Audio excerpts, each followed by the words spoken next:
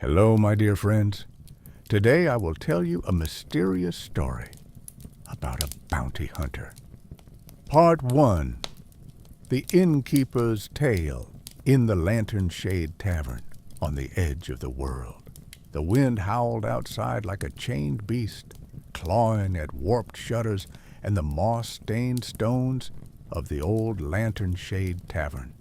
Evenings here, at the crossroads of the southern trade arteries in the shattered wilds, were always thick with spirits, not only those sloshed into battered mugs, but the spectral remains of stories half heard, half believed.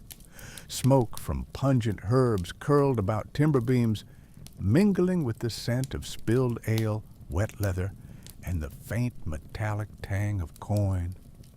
The fire in the hearth was never bright enough to chase away every shadow, just enough to make faces flicker on the edges of sight, just enough to make you wonder who or what sat watching from the murk. That night, as the rain lashed harder and thunder rolled low across the broken moors, a hush fell among the regulars.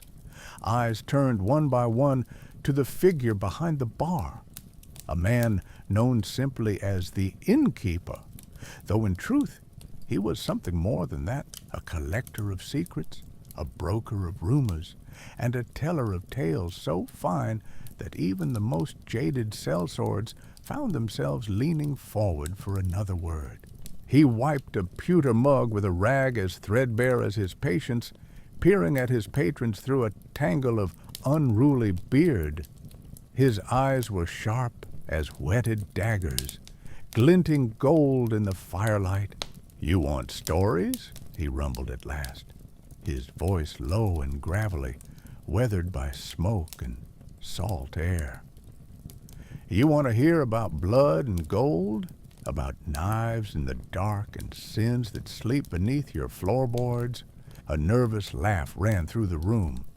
A few travelers straightened in their chairs, while one or two glanced to the door as if calculating how much distance lay between them and whatever danger might come sidling in at midnight. The innkeeper smiled a thin line, more scar than mirth. "Let me ask you something. Do you know anything about bounty hunters?" He paused, letting silence stretch until it threatened to snap.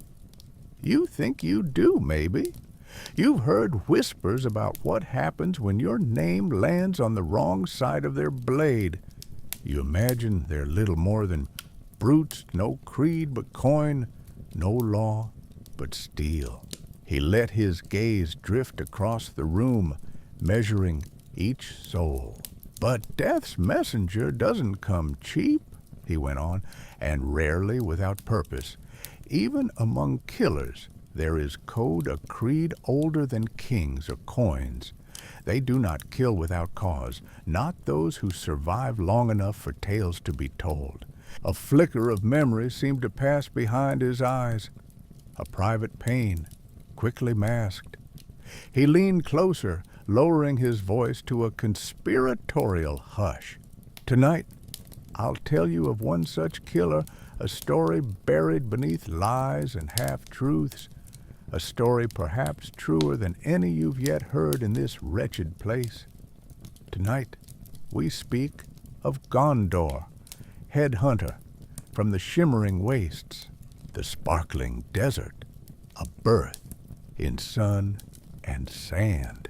Far from here, beyond tangled forests, haunted by wraiths, and across mountains crowned with eternal snow, there sprawls the sparkling desert, an endless expanse where gold-white sands shimmer like powdered glass under the midday sun. Here, beneath burning azure sky, life emerges at sword's edge, every oasis fiercely guarded, every shadow suspect. It is said that Gondar was born in just such a place, amidst a people whose skin gleamed like bronze and whose eyes reflected the fire of an ancient sun goddess. Their city was a marvel upon shifting dunes, its walls etched with runes that captured sunlight and spilled it back into dusk, its streets lined with banners bearing sigils older than time itself. Here lived artisans and warriors alike, smiths who shaped blades so fine they could slice shadow from stone, priests who sang hymns to she who walks in light.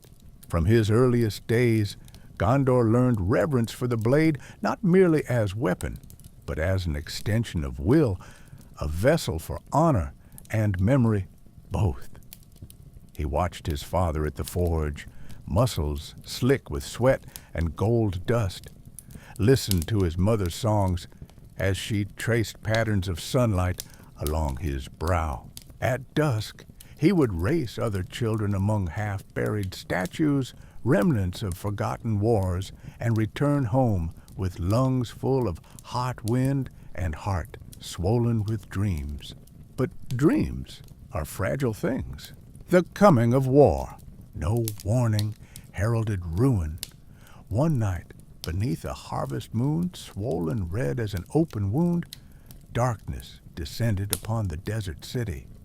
There was no thunder of siege engines, only silent figures spilling over the walls like plague, cloaked in armor, charred black, and burning with forbidden runes.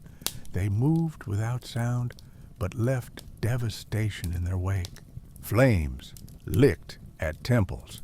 The shrieks of dying men and women split the night.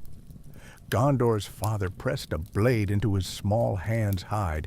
He hissed, voice choked with terror and love both, and shoved him into a crawl space beneath their home. There, Gondor cowered through fire and falling stone. The smoke stung his eyes. Each crash above felt like the world ending anew. When dawn finally crawled across the ruins, Gondor clawed free from beneath the rubble and found nothing but desolation. His home was ash. His kin were gone. Only scorched idols and shattered swords remained to mark that there had ever been a city at all. The orphaned survivor. So began Gondor's wandering, a boy alone in a world that had stripped him of everything save memory and hunger. He fled into the deeper wastes, learning quickly to move silently, hidden from both man and beast. The desert was an unforgiving teacher. Water grew scarce. Bandits were crueler than jackals. Sandstorms swept away all evidence of weakness.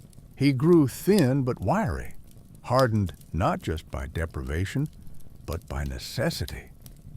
The old sun songs faded to mere echoes in his mind, but never quite died. By night, he dreamed of vengeance, phantoms cloaked in black flame falling beneath his hand. By day, he learned to steal. A crust of bread here, a handful of dates there, always enough to keep moving, never enough to risk standing still. The inn, a return to the present. The innkeeper's tale flowed like oil over fire now. Patrons leaned forward as one body, caught between horror and fascination. "People will tell you many things about Gondor," he murmured, topping off a cup for an unblinking drifter at his elbow. "Some say he was raised by jackals, learned to hunt before he could speak. Others claim he bargained with desert spirits for every life he took." He shook his head slowly. The truth is simpler and sadder. The rainy road, fate intervenes. Years passed. Rain became as familiar to Gondor as sand he wandered, until even green hills and cold streams seemed like strange magic after so long in burning silence. On one such morning, a day sodden with low-hanging clouds and spatters of mist, he found himself watching a solitary cart bump along an old trade road. The driver wore broad-brimmed hat and cloak heavy with rain. Two sturdy horses plodded before him with weary patience. The cart itself was plain a few sacks lashed down by careworn ropes. But even from cover, Gondor sensed that something about this merchant was different. His stomach knotted with hunger, plan spun quickly through his mind. A knife stolen off a drunken gambler pressed cold against his palm, a meager weapon for desperate work. He waited until cart drew near a shadow among brambles and sprang forward. What happened next would shape all that followed. The meeting. Soruk the hunter, the merchant, moved quicker than any man had right to a flicker of movement, barely seen. A looped rope whistled through rain. In an instant, Gondor's knife clattered from numb fingers and rough hemp bit into his wrists. The stranger canted his head, eyeing him with something between amusement and pity. "My name is Soruk," he announced quietly, rain dripping from his hat brim onto angled cheeks carved by years outdoors. "And I am not what you think." He tugged harder on the ropes, but not cruelly, enough to restrain, not break. "You're not much of a thief," Soruk added conversationally. "Quick hands, but desperation always makes noise." Gondor spat at the ground, more pride than threat left in him. "If you mean to take my head," he said through gritted teeth, "then do it quick." Soruk snorted. "Take your head? What for?" He gestured at the empty road behind them. "No bounty on you, not yet, anyway." He studied Gondor for a long moment more before loosening one knot, just enough that circulation returned in tingling waves. "Tell me your name," Soruk said at last. "Why?" Gondor demanded. "You've got two choices," Soruk replied steadily. "You can rot in some petty jail until you're forgotten, or you can learn to hunt for something worth remembering." He let that sink in before adding softly, "I need an apprentice, the credo of assassins." To most ears, such words would have sounded like madness, or worse, recruitment into damnation itself. But Gondor saw something in Soruk's eyes, not just hard calculation or cold efficiency, but strangely, a flickering warmth. Soruk went on. "A true hunter does not kill for sport or whimsy. Every contract is weighed motive against price, risk against consequence." He tapped his own chest lightly, where a tattooed sunburst marked tanned skin above his heart. "We are messengers, not executioners." He smiled thinly. "It's an expensive message that death comes only when all other debts are paid. Magic and mystique." Even as Soruk spoke these words, a subtle change crept into the air, the weight of unspoken powers swirling beneath every syllable. For bounty hunters of renown are seldom mere swordsmen.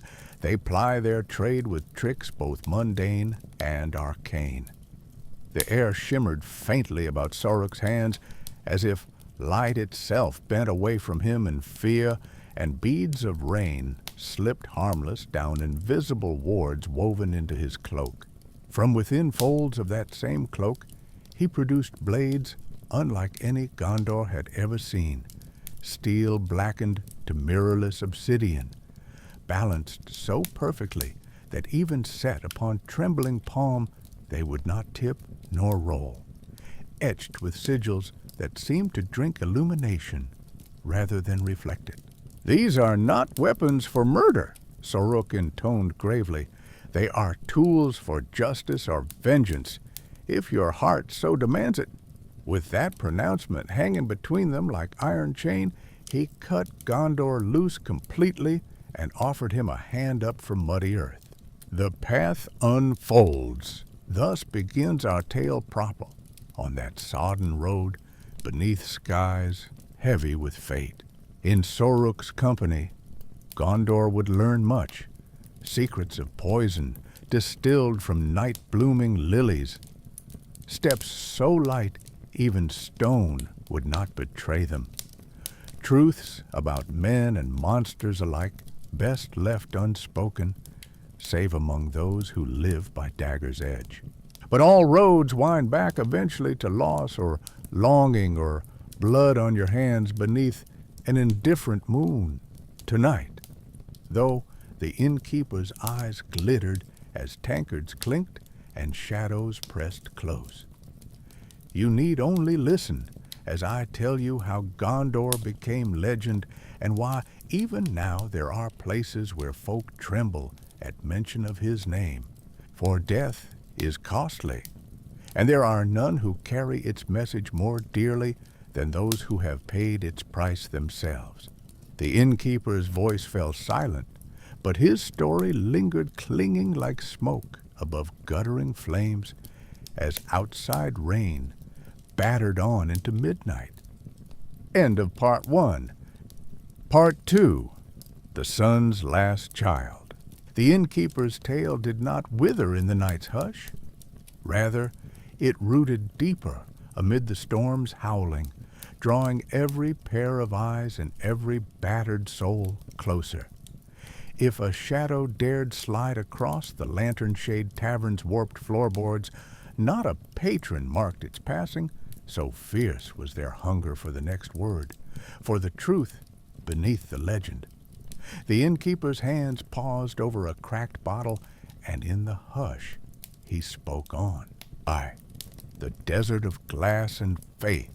They named it Saurian the Mirror Expanse, a desert so blinding at midday one could lose both shade and sense. Under the sapphire bowl of sky, sands shimmered silver, each grain polished by an ancient wind. There, even shadows seemed edged with light, and every dawn was a promise written in molten gold. This was the birthplace of Gondor long before his name became a curse whispered by dying lips. In those days, he was but a child, hair sun-bleached, skin bronzed and unmarked by scars. His people were sunborn. Their city, An-Karesh, rose from the dunes like a dream, made stone and color. Ivory towers crowned with golden filigree, banners painted with the sigil of the Solari, an open hand wreathed in rays. At the city's heart stood the temple of solar respite. The sun tenders cloaked in white, and saffron tended pyres that burned through night and sandstorm alike, a beacon to all who wandered lost. Gondor's father, Malak, was chief among the temple guards, a bear of a man whose laughter rolled like distant thunder, whose blade was swift as summer lightning. His mother, Shira Gentle, dignified wove songs that made lilies bloom where her feet danced. On festival nights, he and his younger sister Lenai would chase fireflies through colonnades as incense and music swept on the desert wind. In An-Karesh, every child was taught from birth to honor the cycle. All things begin in dawn and return to dusk. Burn bright, leave warmth behind. The goddess, Mirai, Lady of Dawn, watched over them all, it was said, her tears falling upon the faithful as morning dew. It was a world forged from light, a world destined to be tested by darkness. Second, omens and shadows. Do you believe in omens? The innkeeper mused, eyes half-lidded against memory's glare. Not the kind sold by market hags for copper bits, but real ones. The taste of iron in your mouth before blood is spilled. The cold that lingers in your marrow when a stranger passes by. So it was for Gondor's kin. In the weeks before calamity struck, old men frowned at the sunsets too red, too swift to fade. The temple priests dreamt of black-winged things blotting out the sun. Jackals howled at noon. Wells curdled overnight to bitter ochre. Gondor heard the whispers, but did not understand. He was young, the world yet simple as a palmful of sand. He trained with wooden blades beside his father. He learned prayers and proverbs from his mother. He laughed with Linai at the foreigners who came to trade salt for glass beads, quarrelsome men from Calder, or the strange pale-eyed monks from Trent's Reach. But one evening, as dusk bled gold into violet, Gondor watched his father stand atop the city wall, brow furrowed toward the horizon. He remembered Malik's silhouette, a mountain against dying light, and the words spoken low. "They come." Third fire in the sand.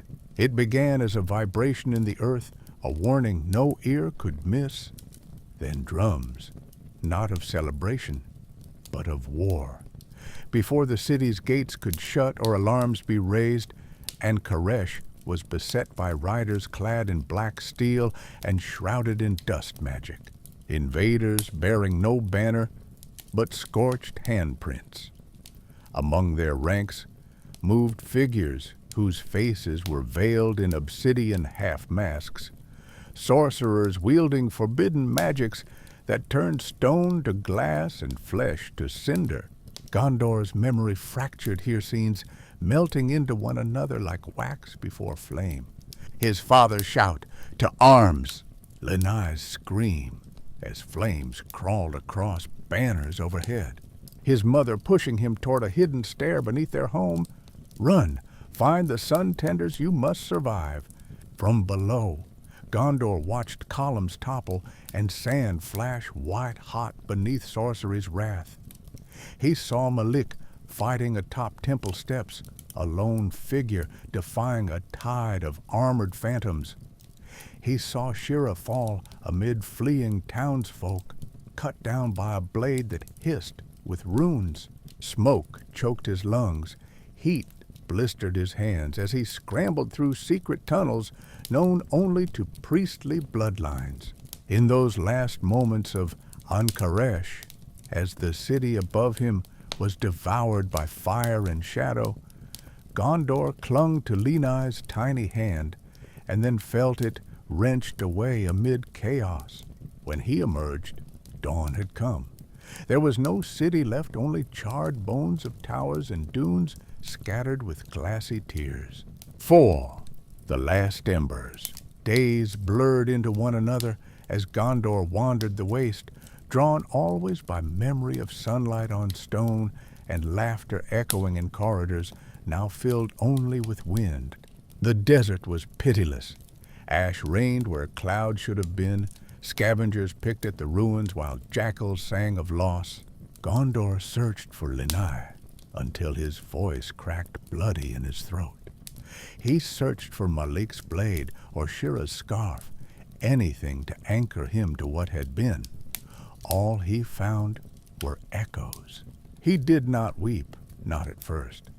Rage carved hollows where tears should flow. Hunger gnawed at his thoughts until even grief faded beneath its bite. Yet, even now, he remembered his mother's words. Burn bright, leave warmth behind. And so he gathered what little he could, half-charred bread from wreckage, water dug from old wells, a fragment of sunstone from the temple's altar. Each night he built fires as best he could, praying softly to Mirai not for mercy, but simply that dawn would come again. In dreams, he saw black wings blotting out sunrise, veiled assassins sifting coins through blooded fingers, a mask of scorched glass reflecting nothing but his own hollow gaze. V. The mercenary's path. Time became a cruel teacher. Gone were festival nights, replaced by silent footfalls and wary eyes. At first, Gondor survived on luck, stealing from merchant camps at dusk, scavenging arrowheads left behind by retreating raiders, learning which plants hid poison beneath bright petals. But luck is fleeting in such lands, and so necessity taught him harder lessons.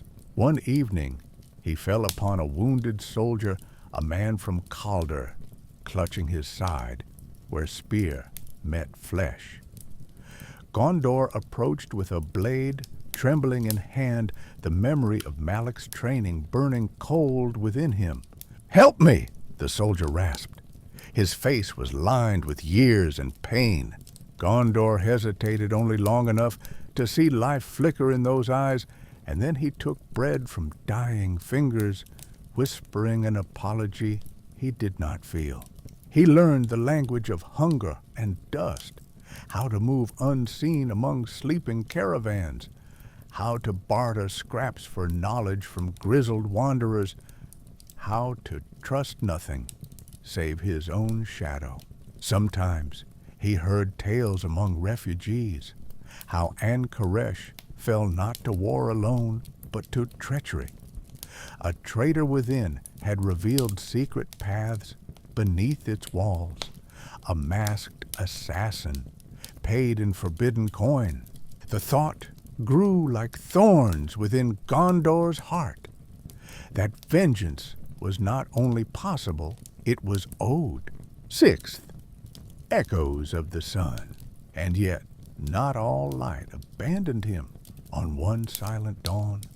Battered by thirst and fever dreams, Gondor collapsed beside an oasis marked by ancient stones inscribed with sunbursts, the last remnant of his people's faith in a world gone blind with violence. As he lay adrift between worlds, a caravan approached.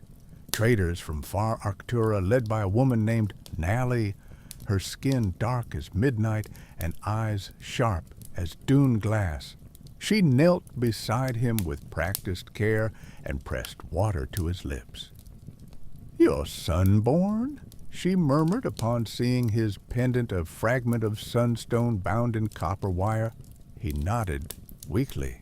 Naali carried him back to her camp, where strangers nursed him with broth and bitter herbs. For a season, Gondor traveled with their caravan, learning new tongues, new ways to defend himself without drawing attention, hearing tales of distant lands ruled by ice witches or demon kings. He worked for his keep, mending harnesses by day, standing guard at night with sword borrowed from Nali's stores. She watched him closely, not as one pities a broken thing, but as one weighs uncut gems. It was Nali who first called him Gondor, a name meaning ember in her tongue, for she saw in him not ruin, but potential, yet unkindled. Seventh, the choice of survivors. One night, beneath unfamiliar stars, Nally spoke quietly beside their fire. "You carry grief like armor, but even armor can become a prison."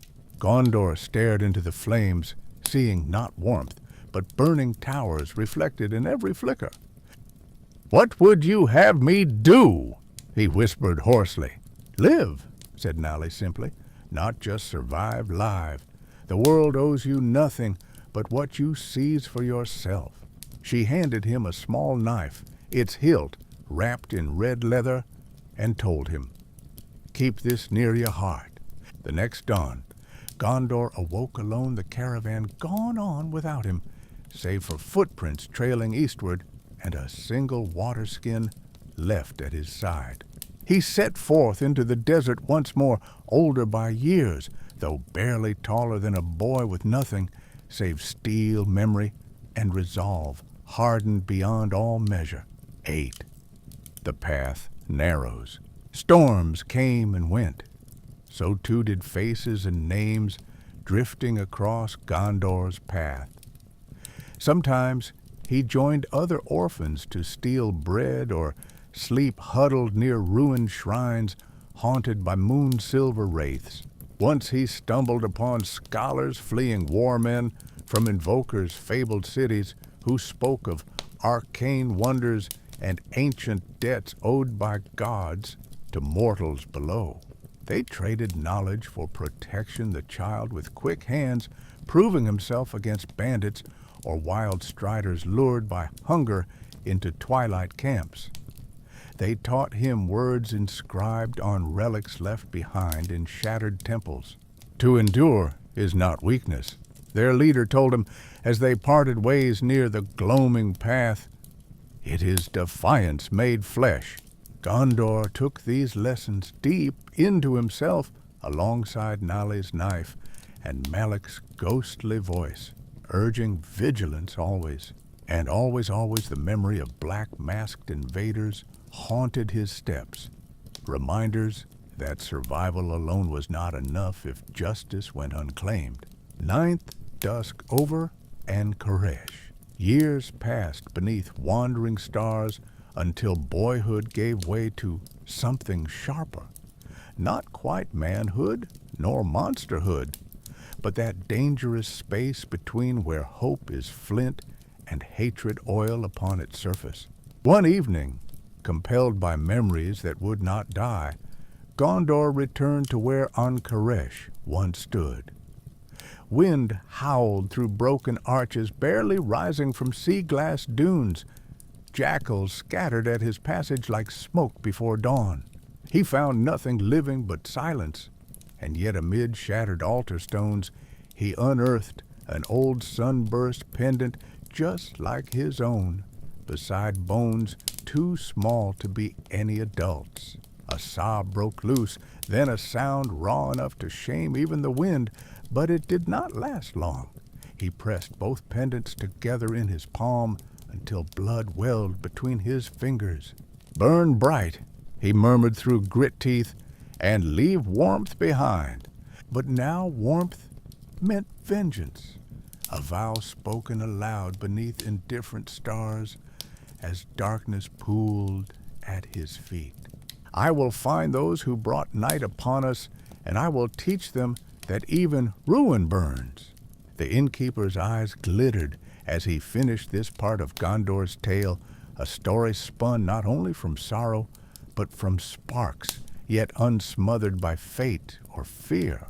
Outside the tavern, rain still fell, a lonely echo of tears shed for cities lost and gods forgotten. But within these walls, firelight flickered anew in every listener's gaze.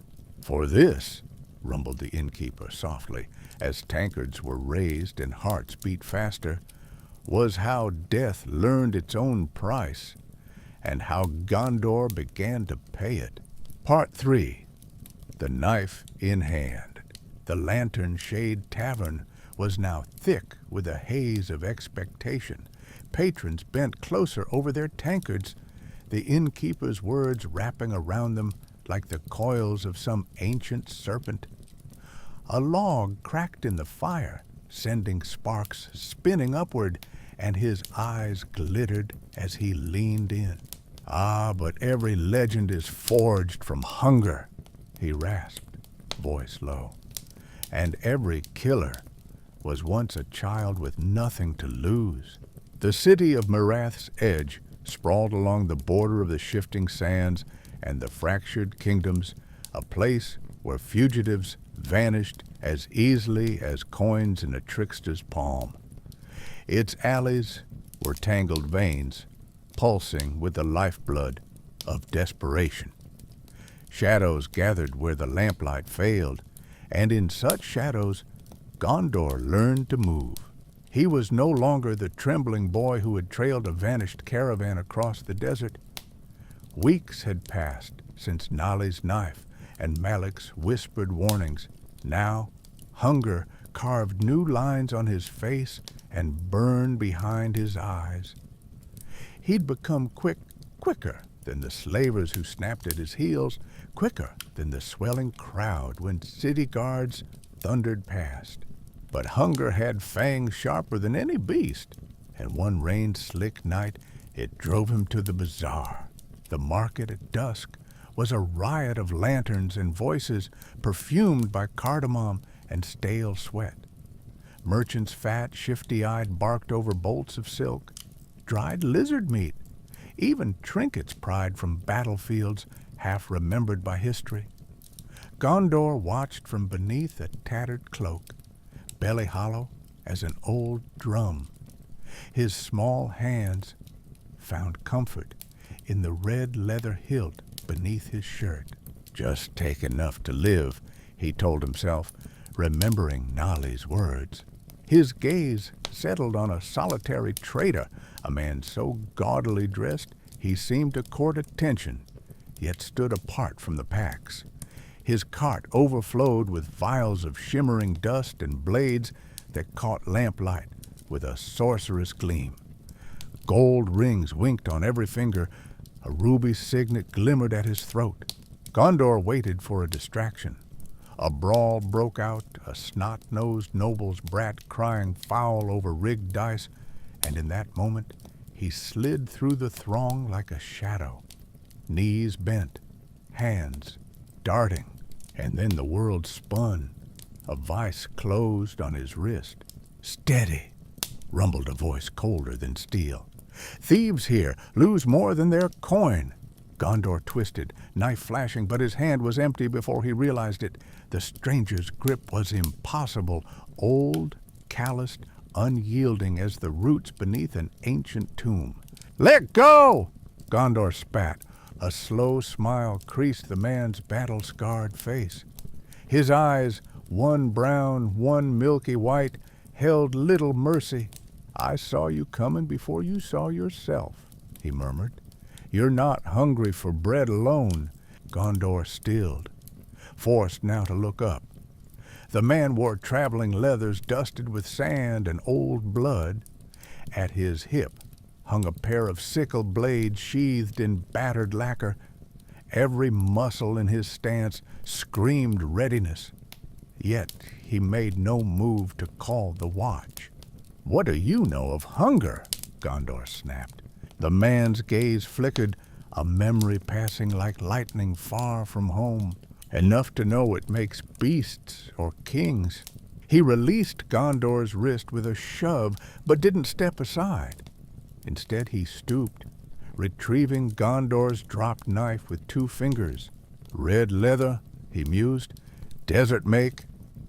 He weighed it thoughtfully, then tossed it high. Gondor snatched it from the air by instinct alone. "You have skill," said the stranger. "Little discipline, no patience." "I have what I need." A hint of amusement played on the man's lips, gone as quickly as it appeared. "Is that so?" He turned away with deliberate slowness. "Then use what you have to follow me, if you can." Gondor hesitated, for what else did a cornered wolf have left but teeth? Yet something in those mismatched eyes promised more than bread. A challenge? Perhaps even respect? He drifted after the stranger as night fell full over Marath's edge. Down twisted lanes, they went past shuttered shrines to Selamine and dust-choked statuary stolen from old ruins by moonlight. The man never looked back. Gondor followed, heart pounding, senses sharp as fresh-forged steel. At last, they reached a ruined bathhouse at the city's edge pillars, sunken into sand, roof half collapsed under centuries of storms. Warm orange light flickered within. The scent of roasting meat drifted out, dizzying gaze in its richness. Inside, silence, save for embers in a brazier and the sound of water dripping from broken stonework. The stranger turned. In this bare light, he seemed ageless, a blade hammered by time, but never dulled. "Eat," he commanded, tossing a slab of salted goat onto a cracked plate. Gondor seized it with both hands, heedless of dignity or thanks. When hunger ebbed, suspicion crept back in. "Why help me?" Gondor demanded at last. The man sat across from him, arms folded over corded chest. "Because you remind me of a fool I once was." He let that hang in the air before continuing. "I am Soruk hunter by trade, teacher by necessity." A wry smile twisted his mouth. "There are codes among those who hunt for gold and blood. Today I spare you because tomorrow you may be useful or dangerous, if given shape." Gondor's eyes narrowed. "I won't beg." Soruk shrugged with indifference born of long violence. "Good. Beggars die young. He gestured idly at the blade at Gondor's belt. You have hands built for more than theft. I can teach them to hold vengeance without trembling. If you learn to listen first. Gondor met Sorok's gaze, defiance clashing with longing. All his life had been spent fleeing or stealing, never building, never belonging. If you fail, Sorok added softly, I'll end you myself, before Mirath's guards ever get their chance. A thin smile broke across Gondor's face, a ghost of some emotion half remembered. Teach me, he said. That night marked the end of hunger and the beginning of something far more perilous. Sorok was not a gentle master. Dawn found Gondor running barefoot over broken tiles as Sorok hurled curses and stones alike. Laziness is death, Sorok barked as a pebble grazed Gondor's ear. A real hunter doesn't leave footprints for fools to follow. They trained before sunrise each day. Footwork on crumbling mosaics. Knife drills that left Gondor's palms blistered and bleeding. Lessons in listening not just with ears, but with skin and soul, to the murmur of sand, wind, and distant footsteps. When exhaustion threatened to drag him down, Sorok would snarl, If you can breathe, you can strike. Meals were hard won. Sorok forced him to snare his own rats from ruined cellars or barter scraps from suspicious merchants using only his wits and words, never coin. At dusk came other lessons deadlier than any blade. Sorok led him through Mirath's alleys and rooftops, teaching him how to watch without being seen, how to read intent in a warrior's gait or catch lies spun by boy kings ruling gutter gangs. They lingered outside back doors where mercenaries drank away their guilt and merchants whispered of forbidden artifacts from Black Reef or sealed crypts in Dazun lands. Every city has its lords above ground and monsters beneath, Sorok would mutter as they slipped through moonlit arches. A true hunter knows both. When Gondor pressed about Sorok's own past, he found only silence broken by sardonic laughter, or stories that twisted away from truth just as they neared it. But one night, after a failed attempt to snatch coin from a drunken mage, Sorok relented enough to share a tale. I once served under Vornax, the gold-scaled lizard blood king of Dazun, Sorok said softly as they crouched atop a rooftop overlooking sleeping streets. He paid well for heads and secrets, until I grew tired of counting my own debts. He turned to Gondor, then face shadowed by moonlight. If you think vengeance is clean, think again. He tapped his scarred brow with one finger. You'll carry more ghost than gold when all's done. Gondor clutched Nali's knife tighter beneath his shirt that night and dreamed of flames devouring An-Karesh anew. 1 year bled into another. The city grew familiar, its filth and opulence, its faiths and feuds, its shifting alliances between thieves' guilds under banners painted with blood or lotus blossoms, its whispers of faraway wars, storm crags besieged by Kunkka's fleet, Ember Isle burning beneath an eclipse, necromancers from Nothal commanding armies of bone under dread Magus's banner. With each passing moon, Gondor grew leaner, quieter, his eyes learning caution, even as his hands learned speed. Sorok taught him poisons distilled from desert frogs or corpse blossoms bartered in alleyway apothecaries, taught him how to make traps from little more than twine and patience, taught him the code, never kill for sport, never betray without cause, never take vengeance if mercy brings more fear. But always behind the code was an edge. One day, Your quarry will beg, Sorok warned as they sparred with dull knives under starlit arches. If your hand shakes, you die. Gondor nodded grimly each time, but in his heart, vengeance burned brighter than mercy ever could. One wind-raked evening, Sorok set him a final trial. He led Gondor into an abandoned temple at Mirath's edge, a place thick with incense smoke and strange glyphs carved into pillars by hands long gone to dust. There waited 3 men, faces hidden behind silk veils marked with sigils of old Kale, the city's silent guildmasters. "A test," Sorok whispered. "Speak only truth or bleed for your lies." The men asked questions sharper than any blade. What name do you serve? What price would you pay for what you've lost? When does justice become murder? Gondor answered, without flinching voice, rough as gravel but clear. I serve only memory. I would pay until there is nothing left, and justice becomes murder when it is all that remains. The guildmasters nodded once and vanished into shadow, like ghosts called home at dawn. Sorok clapped him on the shoulder, then a rare gesture of approval, heavy with meaning. "You'll do," he said simply, pride laced with warning.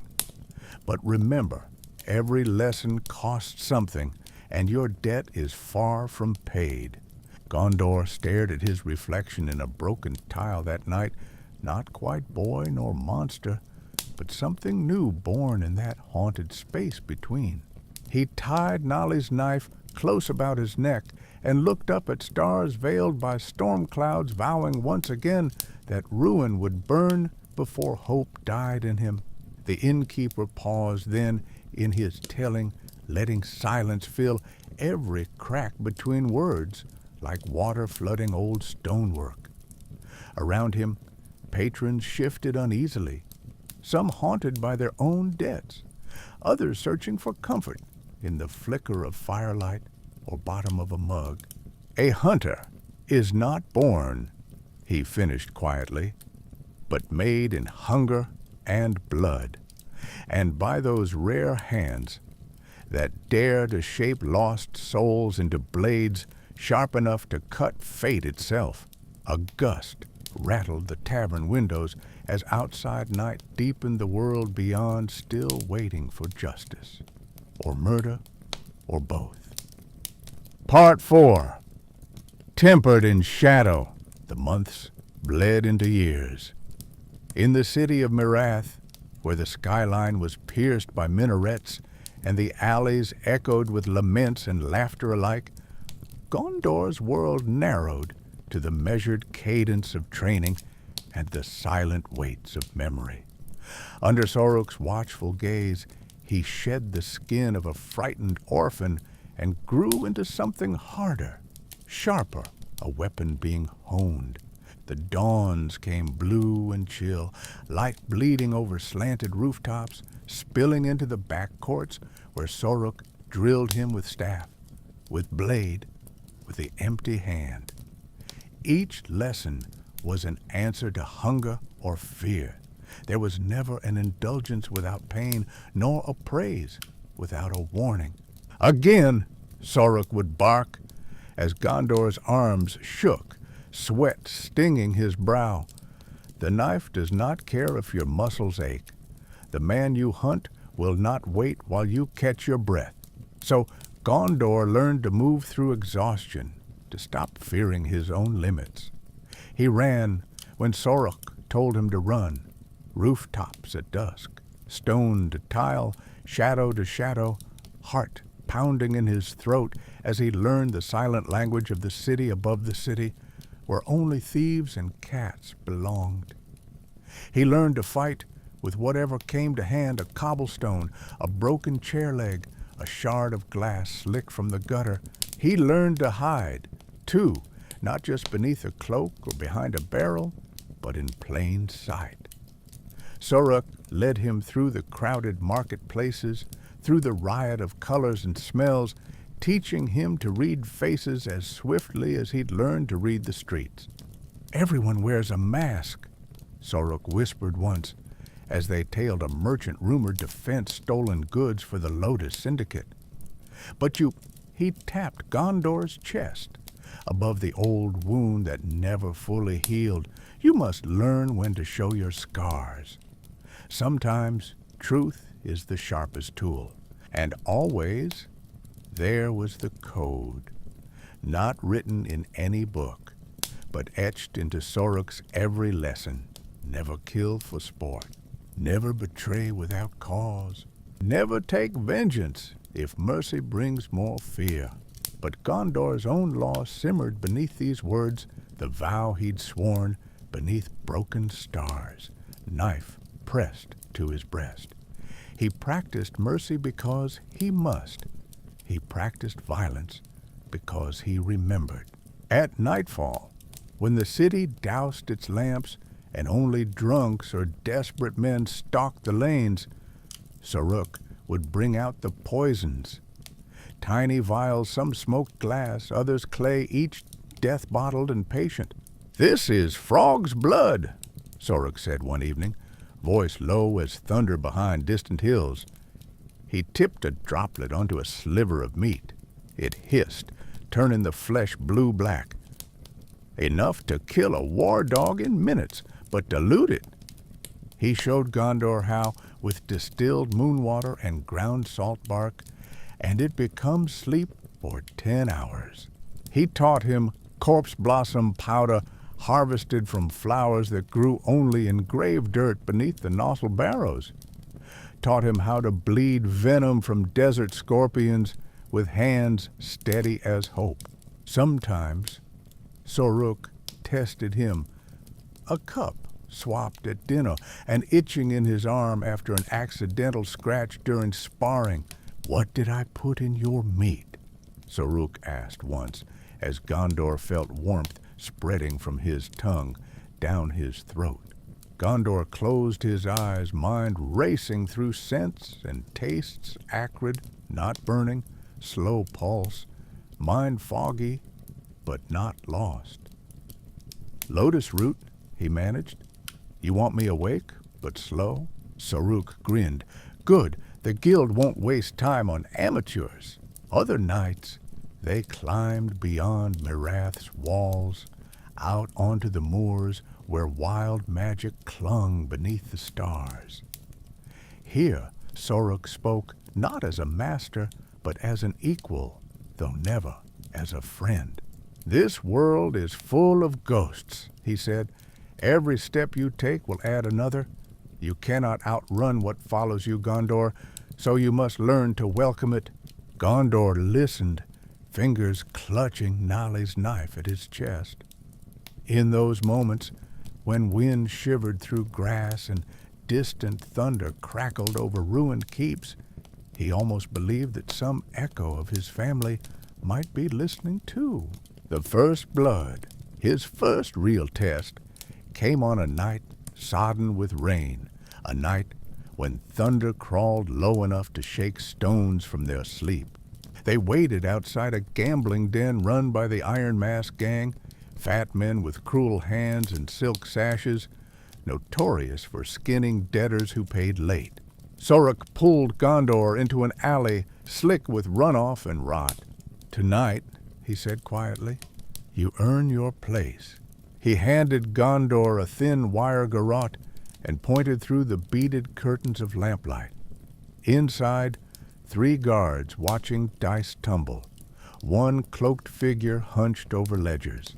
"The ledgers are worth more than gold," Soruk explained. "You get them out without raising alarm or we both disappear forever." Gondor inhaled rain and fear. He waited for Soruk's nod, then slipped into shadow as if born from it. It all happened in silence. The first guard died before he could look up, wire flashing quick as thought. Gondor's grip unflinching even as snot bubbled from the man's nose and eyes bulged wide. The second saw nothing, until it was too late. A dart between his ribs left him slumping gently against the dice table. The third guard was slower. He glimpsed movement and reached for his blade, but Gondor knocked him into sleep with poison dust blown from his cupped palm. The ledgers were heavy. Gondor's hands shook as he eased them free. He did not let himself look at the dead men's faces, did not allow himself regret. When he returned to Sorok, rain washing blood from his hands, he felt older than any street waif had right to be. Sorok inspected him once, then turned away with a grunt. There was no pride in his voice when he spoke, only cold approval. "We do what needs doing," he said. That night, Gondor knelt beside his cot and whispered old prayers to a sun that no longer answered. The art of vanishing. With each job, Sorok set before him a merchant's bodyguard blinded by sleeping dust, a smuggler snared by tripwire at dawn, a city clerk silenced before she could betray her guild. Gondor's body hardened and his spirit narrowed. Yet there were moments when doubt crept in like damp through stone. "Why do we never ask questions?" he challenged one morning as they watched dawn break across Mirath's shattered domes. Sorok sipped bitter tea by their open window. "You think justice is given or earned?" Gondor frowned. "If I kill a man for coin, what is that worth?" "It is worth," Sorok answered evenly, "the promise that follows, that you will not kill without reason." "But what if reason becomes habit?" Gondor pressed. "What if I forget why I began?" Sorok set his cup down hard enough to make it ring like struck steel. "If you forget why you died long before any blade finds your heart." Gondor nodded slowly, feeling something inside himself shift a weight, settling on old wounds instead of new ones. That morning, they trained until their hands bled raw on rough-cut wood, until every doubt was hammered flat by discipline alone. The lesson of shadows. One night, Sorok brought Gondor to Mirath's catacombs, a maze beneath the city, where old bones rested uneasily amid roots tangled by darkness. "We do not kill monsters," Sorok said as they walked among tombs split by tree limbs and clawed by centuries of damp. "We kill men who sometimes wear monstrous faces." He stopped before an ancient carving, a sun eclipsed by shadow, worn almost smooth by time. "This is where I learned my trade," Sorok confessed quietly. "I failed here once and lived because my enemy chose mercy over pride." Gondor stared at him in surprise. Never before had Sorok revealed frailty. "You failed?" "Aye." Sorok smiled tightly. "We all do. If you live long enough, you will too." He placed a hand on Gondor's shoulder, not as master, but as kin, bound by shared scars. It is what you do after failing that matters most. Later that night, as they wove their way back through tunnels slick with moss and whispers of ghosts, Gondor resolved never to waste mercy unless it served fear more than vengeance. Friendship in the dark. Not every lesson was blood and steel. Now and then they found moments of quiet humor amid Mirath's chaos, especially on festival nights, when even guildsmen dared laughter. Once, after a botched attempt at picking the pocket of a pickpocket, a necessary lesson, claimed Sorok, they found themselves locked in a wine cellar beneath the Singing Serpent Tavern as fire wagons clattered past above them, sounding alarms for someone else's crime. Gondor kicked at casks until wine fountained over their boots. Sorok snorted so hard he nearly choked. For someone so quick with knives, he chuckled once breath returned. "You're hopeless with locks." Gondor grinned, despite himself first true smile since boyhood lost to war. for a brief hour in that barrel-lit gloom, he let himself believe there might be more than hate and hunger ahead. But when dawn crept over Marath again, painting streets gold and blue, they were once more hunter and apprentice. The world had no patience for joy that lasted longer than rain on dust. A turning point. Seasons changed. Marath shifted, in counterpoint guild banners rising or falling as power flowed between hidden hands. By now Gondar was 17, tall enough to blend among soldiers, but quick enough to vanish before suspicion could catch hold. His hair was shorn close, his eyes burned brighter than ever with purpose no years could dull. On a rare morning, heavy with mist and bells, tolling funerals for men he'd never met, Soruk called him into their sparse chamber above the apothecary shop. "Sit," said Soruk. No warmth in his voice, only gravity. Gondar obeyed, heart pounding as if anticipating storm or betrayal. "You have learned everything I could teach," Soruk said at last. "Much you learned, faster than I wished." He placed two things on the table, a small silver shuriken engraved with serpentine patterns and Nali's knife, newly sharpened so its edge flashed blue when it caught what little light crept through shutters. "This," Soruk said quietly, touching the shuriken, "marks you as one trained in our tradition, but not bound by it." He pushed it across to Gondar, and this, he set Nali's knife beside it, is what you carried here from your old life. You must choose which blade leads you now. The silence thickened between them like old smoke. Gondar stared at both weapons, one promising belonging among killers, the other promising memory, alone. "I choose both," he said finally. "I will honor your teaching, but I will not forget what made me seek you." Soruk met his gaze longer than ever before and nodded once. "So be it," he murmured. He rose, then motioned like an old wolf rising to meet some final challenge, and left Gondar alone with his choices. A night without mercy. That same night, Marath burned a fire set by rival guilds that tore open half a district before dawn, broke its back with rain. From rooftops lit red by flame and panic, Gondar watched chaos run loose, merchants fleeing under knives, children screaming, bodies twisting below banners that once promised safety for gold alone. Soruk fought beside him through smoke-plumed alleys, blade flashing silver, even as age stole speed from his limbs. At one corner, they found themselves trapped. 5 hired thugs advancing amid rain-slick cobbles, grinning like wolves, scenting blood. Soruk turned to face them squarely, but Gondar moved first, darting left into shadow, then behind their line, slitting hamstrings and throats with grim efficiency honed over years' hard tutelage. It ended quickly, 3 dead where they stood, 2 more fleeing, limping into nightfall.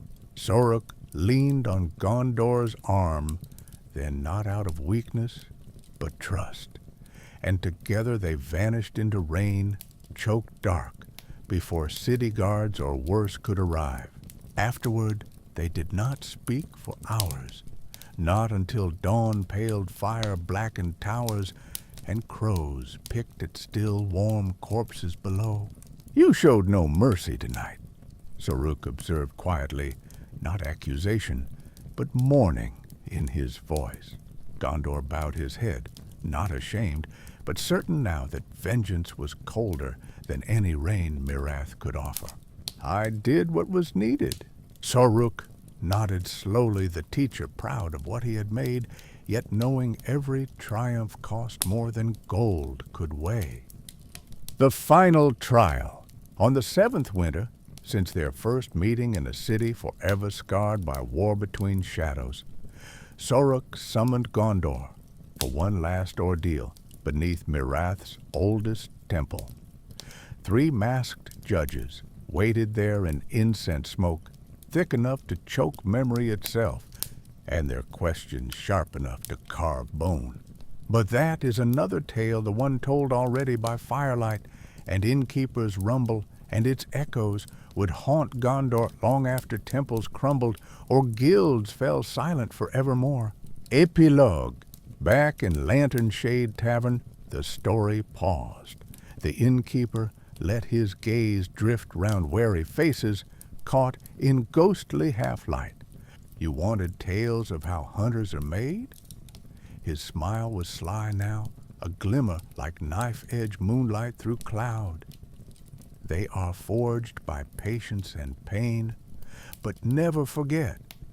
Every blade hungers for more than just blood. Some patrons shuddered then, others raised mugs in silent salute as beyond shuttered windows thunder rolled on across a continent racked by loss and hope yet waiting its turn at dawn's cold blade. Part 5. The Hunter in Shadows. Back in Lantern Shade, the storm outside had swelled to a fury. Thunder cracked over the moors, shaking the old bones of the tavern, while within, the innkeeper let his tale unfurl a thread drawn ever tighter through the labyrinth of memory and rumor. "You see," he murmured, voice gliding just above the hush, "a man like Gondor cannot walk the world for long before it walks toward him. In lands where gold buys not only bread, but silence, and silence is worth thrice the coin, his name began to gather weight. Not all who sought him abroad carried blades. Some bore parchment sealed in the black wax, others a word whispered on a dying breath. His gaze lingered on a merchant's son, white-knuckled about his mug. But there's a different currency among assassins: respect, fear, and the promise that when shadows call your name, you answer or vanish forever. The coins of the dead. Gondor left Mirath beneath ashen clouds, cloak heavy with chill and rain. He moved as one unseen, passing through villages where children played with knives too large for their hands, and where mothers eyed strangers with the dead calm of prey, long since resigned. The world beyond Sorok's teaching was raw, a ceaseless pulse of danger and opportunity. His first kills were simple: a usurer who'd taken more than coin from the poor, a bandit captain whose laughter was remembered alongside the shrieks she caused. Each contract left its mark not only on Gondor's growing purse, but on the invisible ledger that measured souls in stains only he could see. Soon rumors ran wild: a desert-born ghost walking northern roads, eyes cold as starlight, hands quick as viper strike. Some called him the Last Son, a relic of lost sands. Others whispered only the Hunter, for his prey never saw him coming. He changed disguises as easily as most men changed moods. A caravan guard in the dust of Nemir, a spice merchant scribe in bustling Paros, a silent watchman atop the roofs of Ostarion's crumbling ports. Always searching, always pressing for those veiled names who had led to his people's ruin. Yet, even as vengeance drove him, Gondor found purpose in craft itself. There was an artistry in patience, a beauty in watching shadows shift until a single moment became the entire world. The code Sorok had taught, never kill for joy, never leave suffering unbidden, remained unbroken, even as hatred burned within. But blood calls to blood, and soon Gondor's path brushed against those who walked in deeper darkness still. Second, the Chaldean contract. It happened one night under the pale lanterns of an outlands bazaar, a slip of parchment left atop his drink at a nameless tavern. No seal, only the burned edge and scent of rare myrrh, the mark of Calden, whose assassins were said to sell death by the syllable. The message read, "Hunter of Suns, there is a name even shadows fear. Scarlet Slick, find him before he finds you. Prove yourself worthy of the masked dagger. Fail, and your legend ends tonight." No signature, none was needed. In certain circles, a name was a guillotine. Calden was less a city than a hive, its labyrinthine alleys brimming with secrets and silent deals. Its assassins wore silk and poison as easily as others wore smiles. Among them, reputation was both shield and shackle. To be noticed by Calden was to court death, but also to ascend beyond it. Gondor accepted without hesitation. The third, the legend of Scarlet Slick, Scarlet Slick. Thief lord, poisoner, slayer of kings and children alike, her legend was stitched from atrocities and impossible escapes. She'd survived executions in Dunfold, walked unharmed from burning palaces in Cothra, and once so, they claimed turned aside an arrow with a laugh alone. She ran her trade from beneath Spindle Market, a hidden warren riddled with bolt holes, deadfalls, and servants whose loyalty was bought not in coin, but in terror. The price on her head could ransom armies. The list of those who tried read like an obituary scroll. Yet none had claimed her life or her infamous twin daggers, said to drip venom from old Nothal fields. For weeks, Gondor stalked through Calden's underworld, bribing doormen with trade silver from Marath, trading tales with beggars whose eyes gleamed through opium haze. Each clue led only to more shadows. A body fished from the canal here, a coded message painted in thieves' cant there. Finally, he found her sign a red handprint beneath the arch of Bordello Gate and waited atop rain-slicked rooftops until moonlight revealed her runners flitting like rats through refuse heaps below. It was then Gondor realized this hunt would not be won by blade alone. Fourth, the masquerade of death. To catch Scarlet required cunning beyond mere violence. Gondor adopted new faces: a drunken gambler at jade lantern tables, a mute spice porter along vendor rows, finally, an apprentice apothecary selling rare nightshade at Spindle Market's edge. He made himself indispensable to the network that fed Scarlet's empire, delivering coded messages between fence and goldsmith, smuggling poisons disguised as perfume for bored noblewomen. He wore patience like armor, never rushing, always learning. One evening brought him to the den of Othran Scarlet's quartermaster, notorious for paranoia and cruelty. Othran tested every cup for poison thrice before drinking, slit throats for jokes poorly told. Gondor presented himself as Rin, purveyor of rare roots. Under flickering lamplight, he watched Othran taste each sample until at last trust blossomed, warped, and thorny.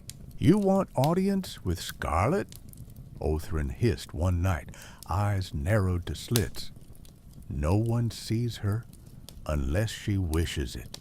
"I bring word from across Mirath," Gondor replied in careful dialect. "Guildless hunters crowd your territory. Someone sells secrets dear to her." It was not quite lie nor truth, but enough to spark Othran's interest. That night, Gondor followed Othran through winding passages beneath Spindle Market, the air fetid with rot and old fear, to an iron door wreathed in painted glyphs. Within waited Scarlet Slick herself, V, Tango with a Viper. The chamber was hung with veils as red as fresh blood. Incense curled thickly from copper burners on every shelf. Scarlet reclined atop silken cushions, her skin pale under coal-lined eyes, lips painted like bruised fruit. Her daggers rested across her lap. Her smile was knife-sharp and twice as dangerous. Othran knelt beside her wordlessly. Gondor inclined his head in respect that was neither servile nor mocking.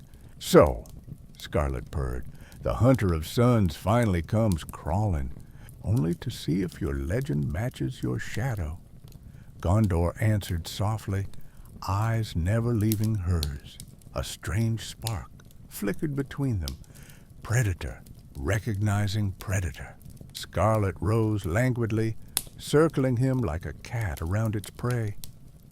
"You've worn many faces these weeks," she mused, "but none are your own." Gondor said nothing, silence more dangerous than any insult. She laughed a sound both beautiful and bitter. "You're here for my head, for Kaladin's favor, for justice," he replied, and for one reckless instant believed it himself. Scarlet's smile died. "Justice is an orphan here." She moved suddenly, dagger flashing up under his chin, but Gondor slipped sideways, knocking her wrist away in one fluid motion learned beneath Marath's falling towers. Their blades sang together, then a dance woven from memory and necessity. Scarlet fought with grace, honed on palace floors. Gondor countered with brutal efficiency, born of hunger and loss. They broke apart after long moments, each nicked but standing, each seeing something in the other that could not wholly be named. "Enough," Scarlet spat at last. "If Kaladin wants proof, bring them my ring." She tore it from her finger, tossing it disdainfully at his feet. "Or kill me now and take my blades, it makes no difference." Gondor stared at her, reading wounds older than either of them cared to confess. He saw desperation masked as bravado. Saw, too, the flicker of hope that perhaps death would end what legend could not. "No," he said quietly, "your life is yours." He took only the ring, leaving Scarlet sprawled amid ruined veils, and vanished into Kaladin's rising dawn without another word. Sixth, whispered reckoning. To betray a contract is suicide among assassins. To fulfill it without slaughter is heresy itself. Gondor found himself summoned before the masked dagger, the faceless council who ruled Kaladin's underworld from atop their bone-carved thrones. They inspected Scarlet's ring with care. Some muttered darkly about precedent and pride. "You bring token," hissed their eldest judge, golden mask gleaming in candlelight. "No blood? Her legend serves you better alive," Gondor replied coldly. "Dead queens birth chaos, living ones breed prophets." A tense silence fell by 1,000 invisible knives drawn in judgment. At last, "You think yourself clever, Hunter. We think you dangerous." A single shuriken spun onto marble between them, the mark of earned respect and warning both. "Leave Kaladin by dusk or die before moonrise." Gondor bowed, not in subjugation, but agreement among wolves, and turned his back on the council without fear. He had kept his code intact, mercy where others saw only ruin. Yet, as he faded into night, shuriken clutched tight. He knew darker hunts still awaited. Seventh, shadows stretched long. Across taverns and gutter markets the tale spread, how the hunter bested Scarlet without bloodshed, how Kaladin's own sentinels trailed him now not for contracts, but caution. Some called him fool, others whispered prophecy, that old God smiled on those who honored debts written only in memory and shadow. Gondor moved ever onward, never settling, never still long enough for sunlight or sorrow to catch upon his shoulders. Yet sometimes in lonely places between dusk and dawn, he felt old lessons stir within. Do not forget what made you seek me. Sorok had said once long ago, a promise carved into bone, deeper than any blade could reach. And so he hunted, not merely for gold or vengeance now, but for something lost amid shifting legends, meaning beneath masks worn so long they threatened to become his only face.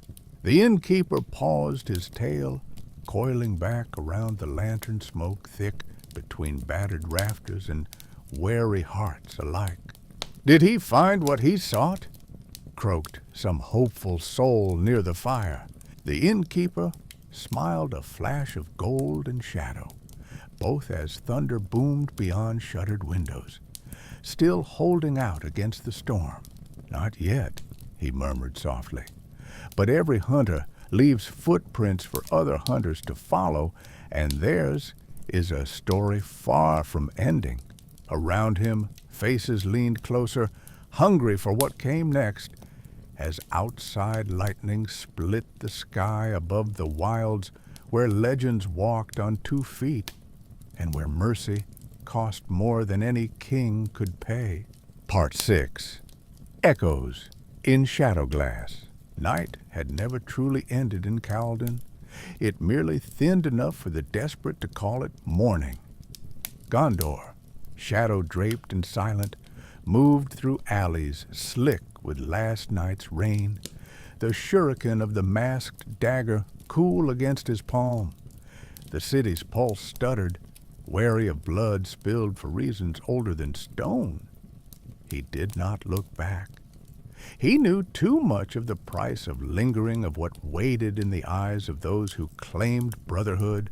He was out of Calden by dusk, as promised. The next dawn found him on a broken road, choked with bramble and wildflowers, heading east toward the red granite cliffs. His thoughts circled in restless flight. The weight of Scarlet's ring, the unspent violence in his bones, and the ancient hunger that sang whenever he closed his eyes. Old lessons warred with new doubts. He traveled alone, save for the names he carried. Ghosts all, but memory is a blade, and tonight's story would not let itself be sheathed. 1. The letter and the mark. He found the letter in his pack at sunset black wax, imprinted with a sigil he'd not seen since youth. The twin serpents of Sorok's school, coiled in endless struggle. Gondor's fingers trembled just once before he broke the seal. Hunter, there is a debt yet unpaid. The traitor returns to the fold. The one who wore your face in training, shared your fire, but sold the school and its secrets for silver. You know his mark. Do what must be done. Below lay a sliver of ice crystal, unnaturally cold, a token of binding oath. Gondor let it melt in his palm, feeling an old scar ache along his jaw, a memory of sparring matches and laughter long since curdled. The traitor, the second apprentice, the boy who should have been his brother. Second, memory's knife. Night deepened. Gondor set camp in the lee of a toppled statue, its face weathered to anonymity, its hands clutching at nothing. The fire was small, barely smoke and embers. He chewed dried meat, eyes fixed on the flickering shadows. You still talk to stones? Said a voice from memory, sharp, teasing. He remembered the boy as Farron, nimble-fingered, always smiling, quick to jest, but quicker with a blade. They'd shared every lesson, every punishment under Sorok's iron gaze.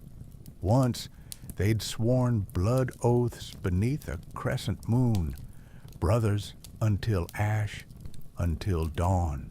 But dawn had come, stained with fire and betrayal. He recalled the day the school fell, red banners on the dunes, dead teachers beneath carved lintels, and Faron's shape vanishing into smoke. That night, Soruk found him alive among corpses, silent but unbroken. Of Faron, there was no sign. Now he had resurfaced, choosing the worst moment to return. Gondor crushed the embers beneath his heel and stared at the western stars. He would not let another ghost go unburied. Third, a meeting at dusk. The trail led north through haunted ruins and stunted groves where night stalkers' kin were said to glide at dusk. Rumors ran ahead. A foreign assassin glimpsed in Lirith's market. A shadow duelist besting mercenaries for coin. Whispers among river folk of a man with eyes like storm glass and laughter too bright to belong to one who killed. Gondor moved swift and silent, following footprints only he could see, watching for patterns, listening for the wrong kind of silence. In an abandoned shrine to Selamine, moonlight fractured by broken stained glass, he found him at last. Faron sat atop an altar ledge, sharpening his knives with deliberate slowness. His hair was longer now, knotted with copper beads. A single white scar scored his brow.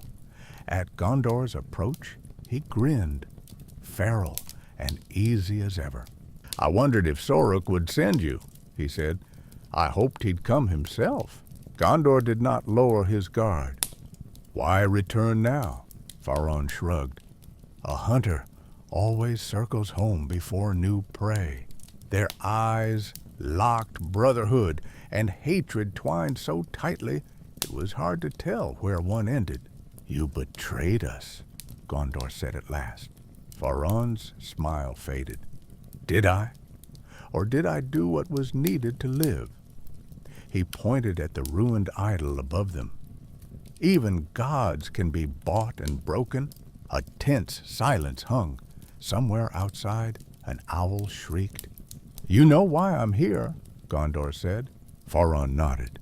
"So do it then," he spat. "Or hear my side before you decide whose blood you'll wear this time." The fourth tale twists. They sat amid shattered pews as night thickened the world outside, holding its breath. Faron's tale tumbled out.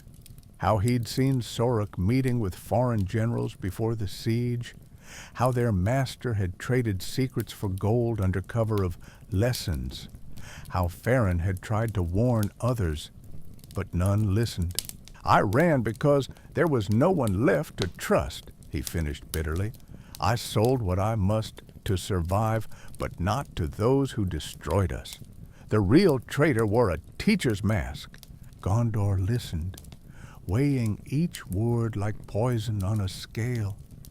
He remembered Soruk's rare smile, the way his master never answered questions about the lost years before Kaladin, the chain markings on his wrists from some forgotten prison. Truth shimmered just beyond reach. "Why come back?" Gondor pressed. Faron's face twisted, grief and anger reshaping every line. "Because someone else hunts you now," he whispered, "and me both." He tossed Gondor a folded scrap, a bounty notice marked with both their faces. The seal at its base was unmistakable, Pangolia's Guild of Hunters. "We've been marked for death by those who want no survivors. V. Hunted becomes hunter." Lightning forked above the shrine as thunder rolled across the valley. Gondor rose first. "Then we are hunted together or not at all." A bitter laugh from Faron. "Trust again. When trust killed everyone we loved?" "It isn't trust," Gondor said grimly, checking his blades. "It's necessity." A crash. Outside, the hiss of boots through wet grass. Shapes moving fast between moonlit pillars. Faron tensed beside him, knives drawn. "They're here." Gondor's pulse steadied a calm, older than fear settling over him as figures materialized from darkness. 5 hunters, clad in iridescent mail patterned after pangolin scales, weapons gleaming with null blade enchantments. The lead assassin spoke in clipped tones.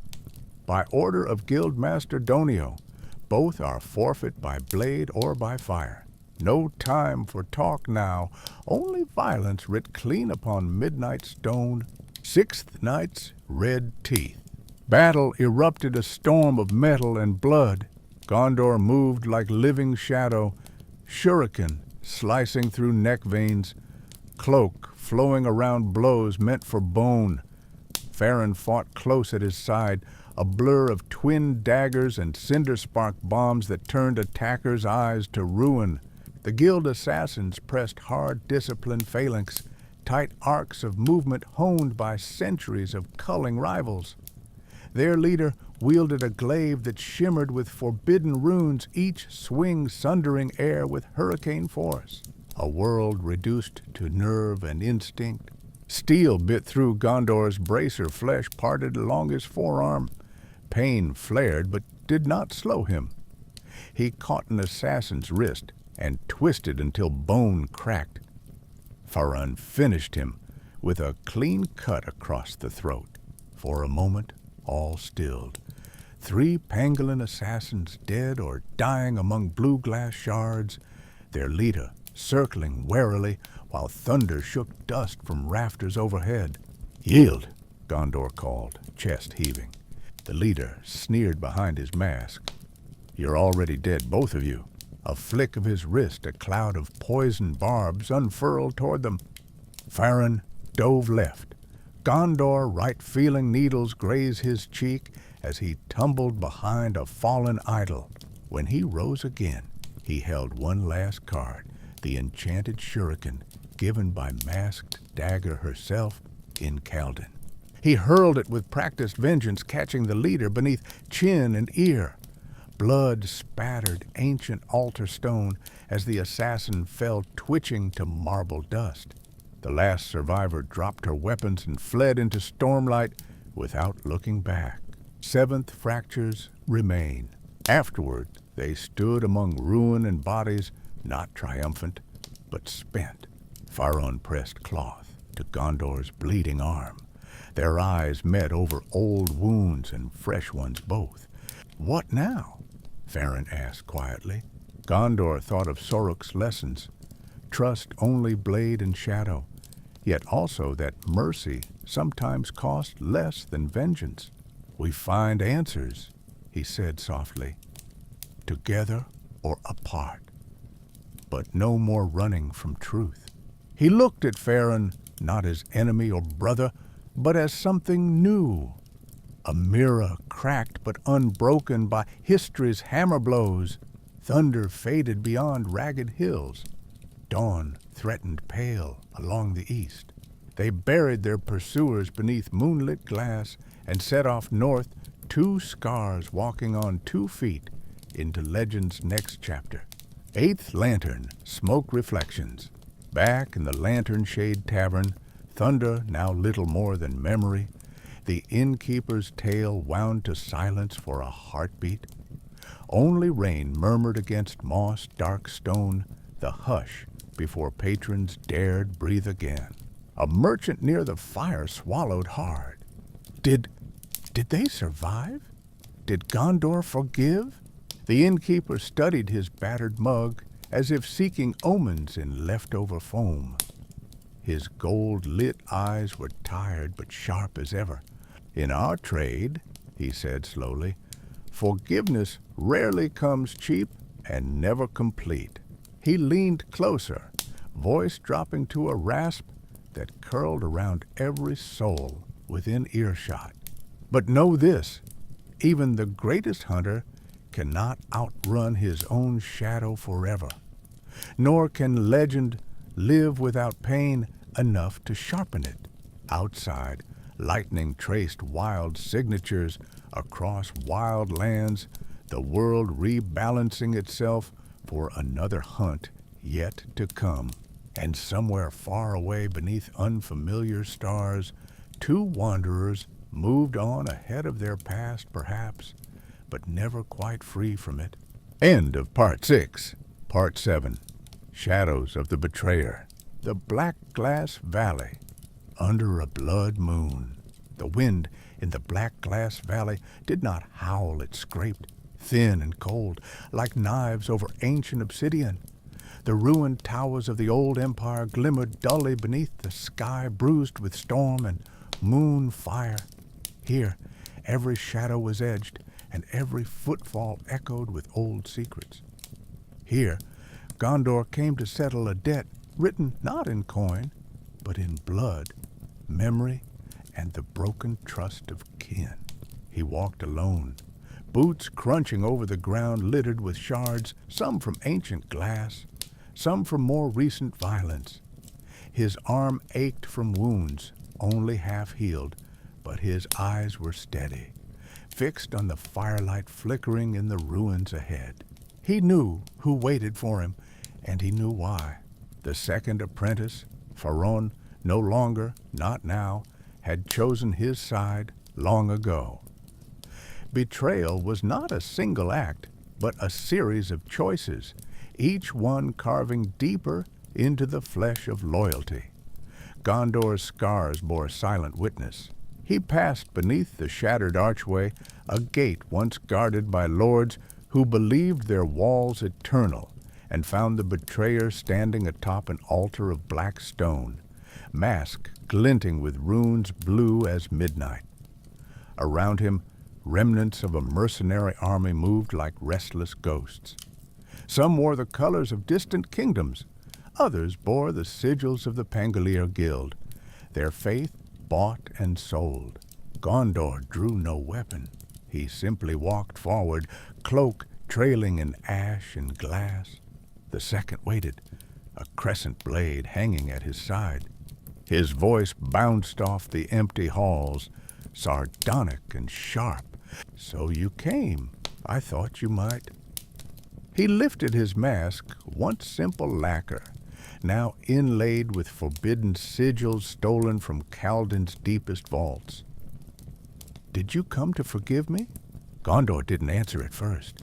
He saw the tremor in his former brother's hand, a ripple of fear or guilt, or perhaps simply the memory of what they'd once been. "You sold us out," Gondor said at last, voice low as thunder beyond the hills.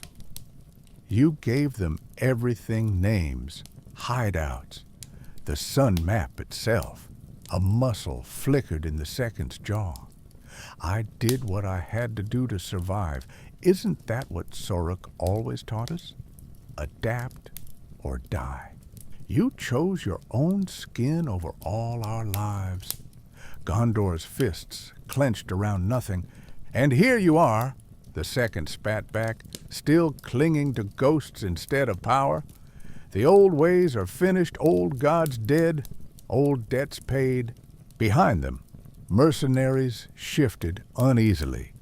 The air was thick with the scent of rain and ozone. Gondor lifted his gaze to the ruined ceiling, where the moon painted everything in red and silver. "I am not here for forgiveness," he said, and then he moved. The dance of shadows. Steel flashed silent and sudden as thought. Gondor ducked as a throwing knife split the air where his head had been a moment before. He rolled left. Glass shards sliced his boots, but pain was distant, almost forgotten in the rush of purpose. The second was faster than any assassin Gondor had faced since Sorok himself. They circled each other among broken columns slick with moss and blood, trading feints and parries, too quick for ordinary eyes. "You could have joined me," the second snarled, blade carving sparks from black stone. "We could have ruled together."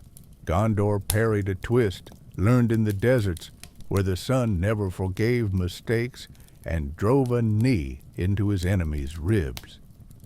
The second grunted, but slipped away, almost dancing. "Rule what?"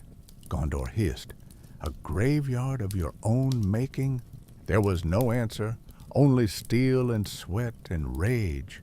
They fought like men who had trained together for years, who knew each other's tells, but also each other's limits. Every cut bled not just flesh, but history, lessons learned side by side beneath Soruk's stern gaze, nights spent whispering hopes, while exile pressed cold against their backs. The mercenaries formed a loose ring around them, uncertain whether to intervene or simply watch two legends destroy each other.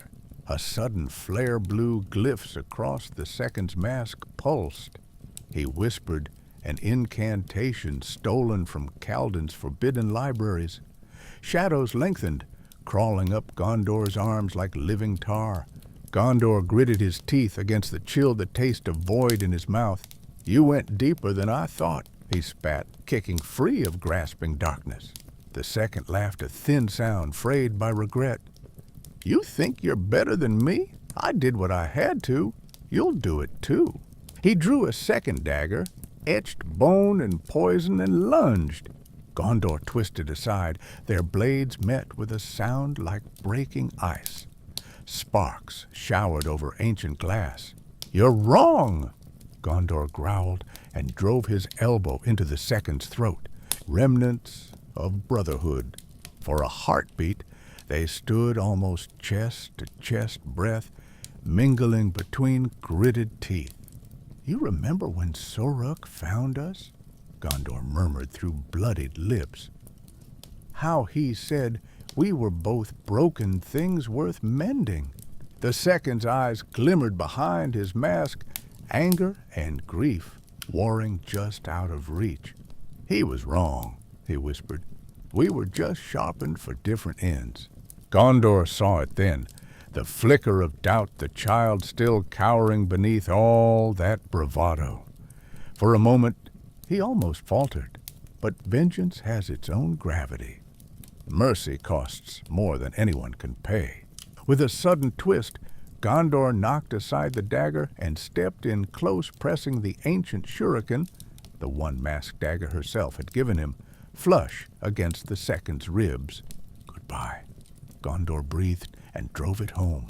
There is no poetry in betrayal, not when it ends like this. Two children grown into monsters by war and hunger and choices neither asked for. The second staggered back, blood welling dark through silver armor. His mask slipped sideways.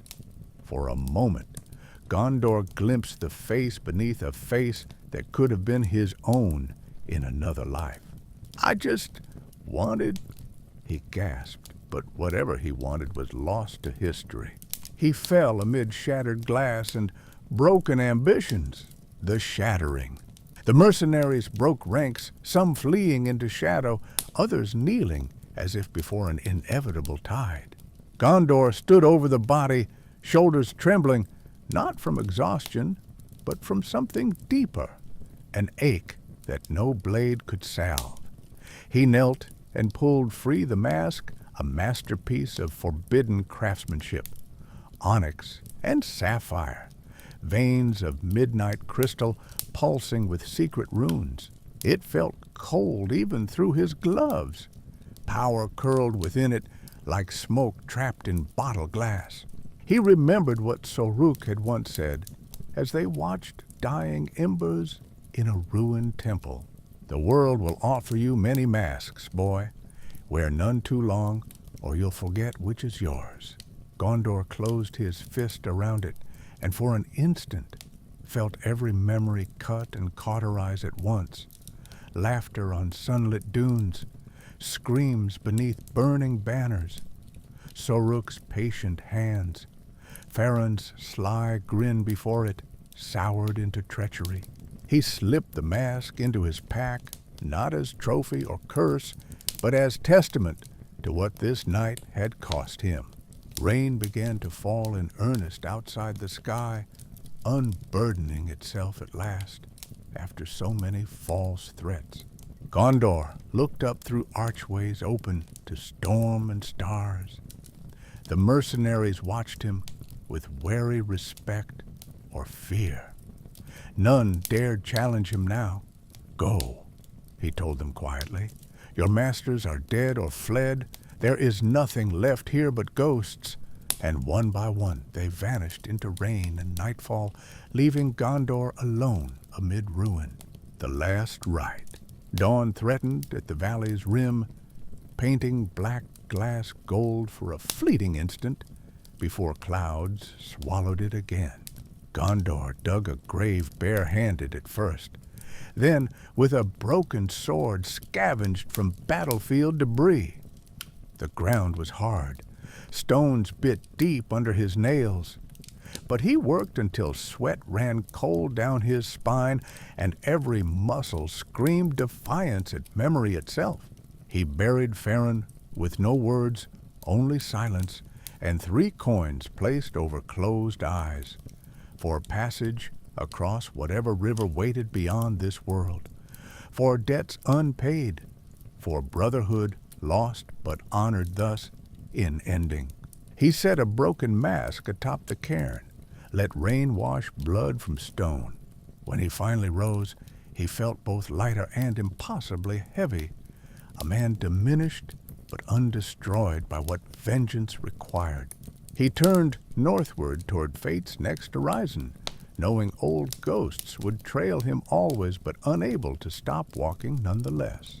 Interlude, Lantern Shade Tavern. Outside, thunder had subsided into memory. Inside, patrons held their breath as the innkeeper paused his tale, not from lack of words, but from reverence for what had just been spoken into existence. A young scribe near the door broke silence. What did Gondor feel? Did killing Farron bring peace? The innkeeper's eyes glinted gold in lantern light.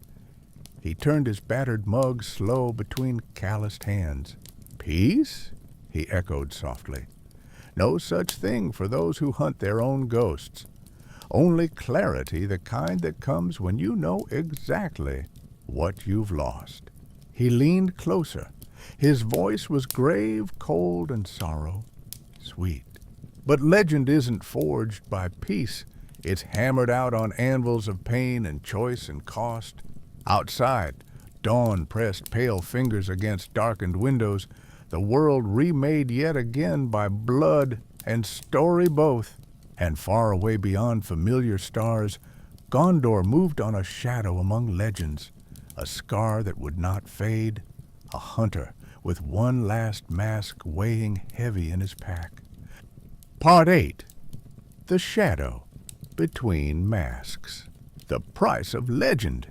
The Lantern Shade Tavern was quiet as a tomb, save for the gentle thrum of rain and the innkeeper's voice, which now had the weight of a ritual. The patrons leaned forward, breathless. All sense of time and place faded beneath the spell of words. For only at such crossroads, between night and dawn, between legend and memory, could a tale like this be told to completion. The summons. Gondor rode north beneath skies of bruised amethyst. The reins now a dull ache at his back. The enchanted mask pressed against his ribs, a cold, constant reminder of the line he'd crossed by burying Farron and the past he could never reclaim. Each footfall carried him deeper into the wilds that once held meaning, but were now stripped bare by vengeance and loss. Ahead, where the black pines grew closer than secrets, a lantern flickered upon a post carved with the curling sigils of the Pangolian Guild, those fabled masters who claimed dominion over all who hunted in shadow and silence. Gondor dismounted, boots sinking into loam that smelled of wet iron and old promises.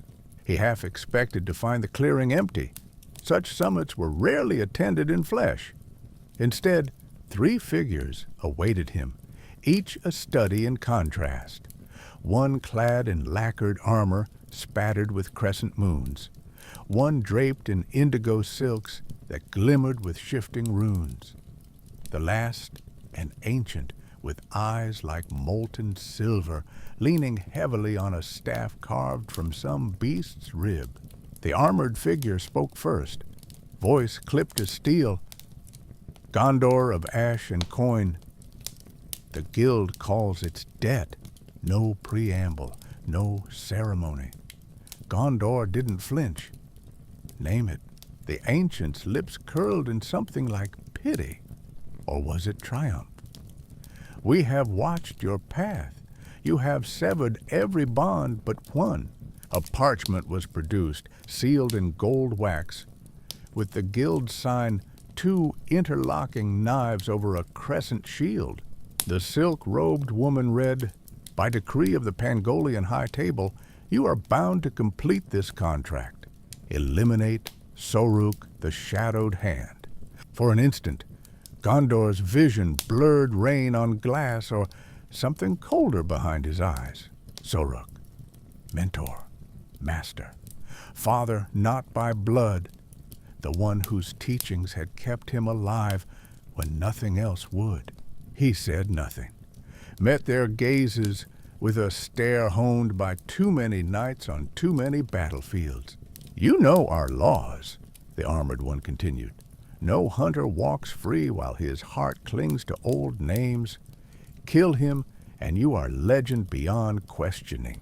Refuse and become prey yourself, hounded until every echo of your story is erased." A knife's edge offered no gentler mercy. Gondor took the contract. His silence was answer enough. A lesson remembered.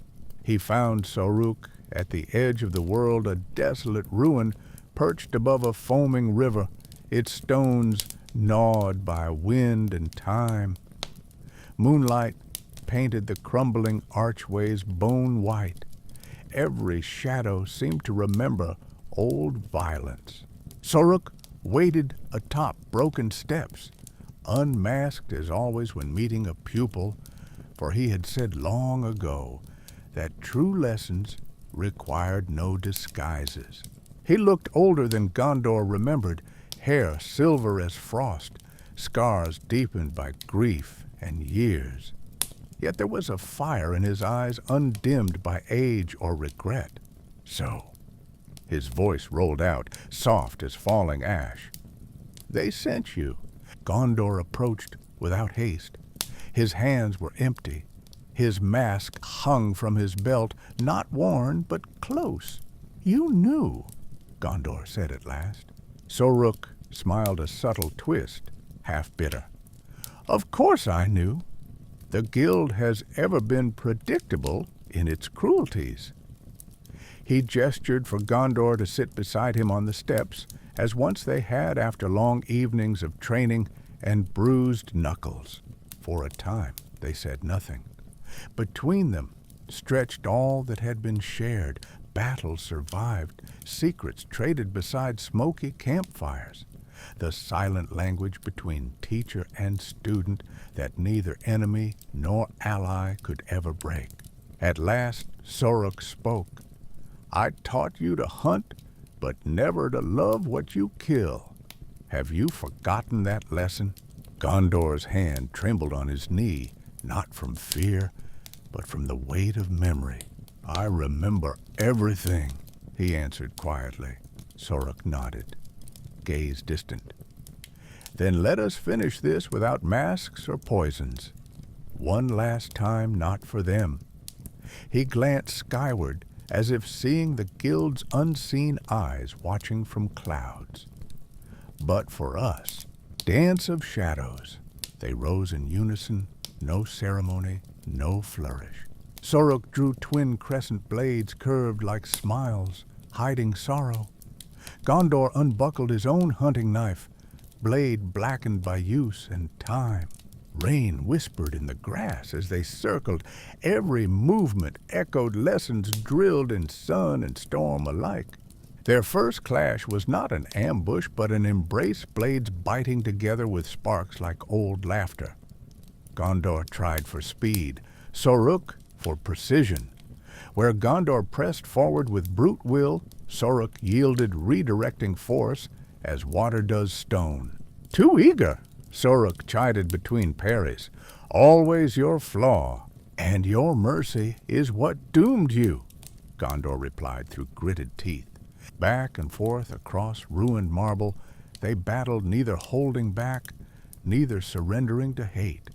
Each wound was measured, each feint recalled another night in another place where such tricks had meant only a lesson, not death. Blood spattered the stones. First, Sorok's cheek, split by Gondor's hilt, then Gondor's forearm opened by the master's blade. Breath ragged, muscles screaming, they slowed a dance becoming a dirge. Rain slicked their grips. Fatigue turned deadly skill into something primal. At last, Sorok stumbled a misstep, born not of weakness, but of choice. Gondor saw it, recognized it for what it was. Permission. He drove his blade home beneath Sorok's ribs, a clean kill taught by necessity rather than malice. Sorok gasped, not in pain, but in relief. He sagged into Gondor's arms as if surrendering some great burden at last. Good, Sorok whispered, voice raw as new stone. You did not hesitate. Gondor held him until his breath faded, until rain washed blood from both their hands. Rite of severance. The moon rode high above ruined stones as Gondor built a pyre from splintered beams and wind-fallen branches. The old rites honored even now by those with nothing left but ashes for memory.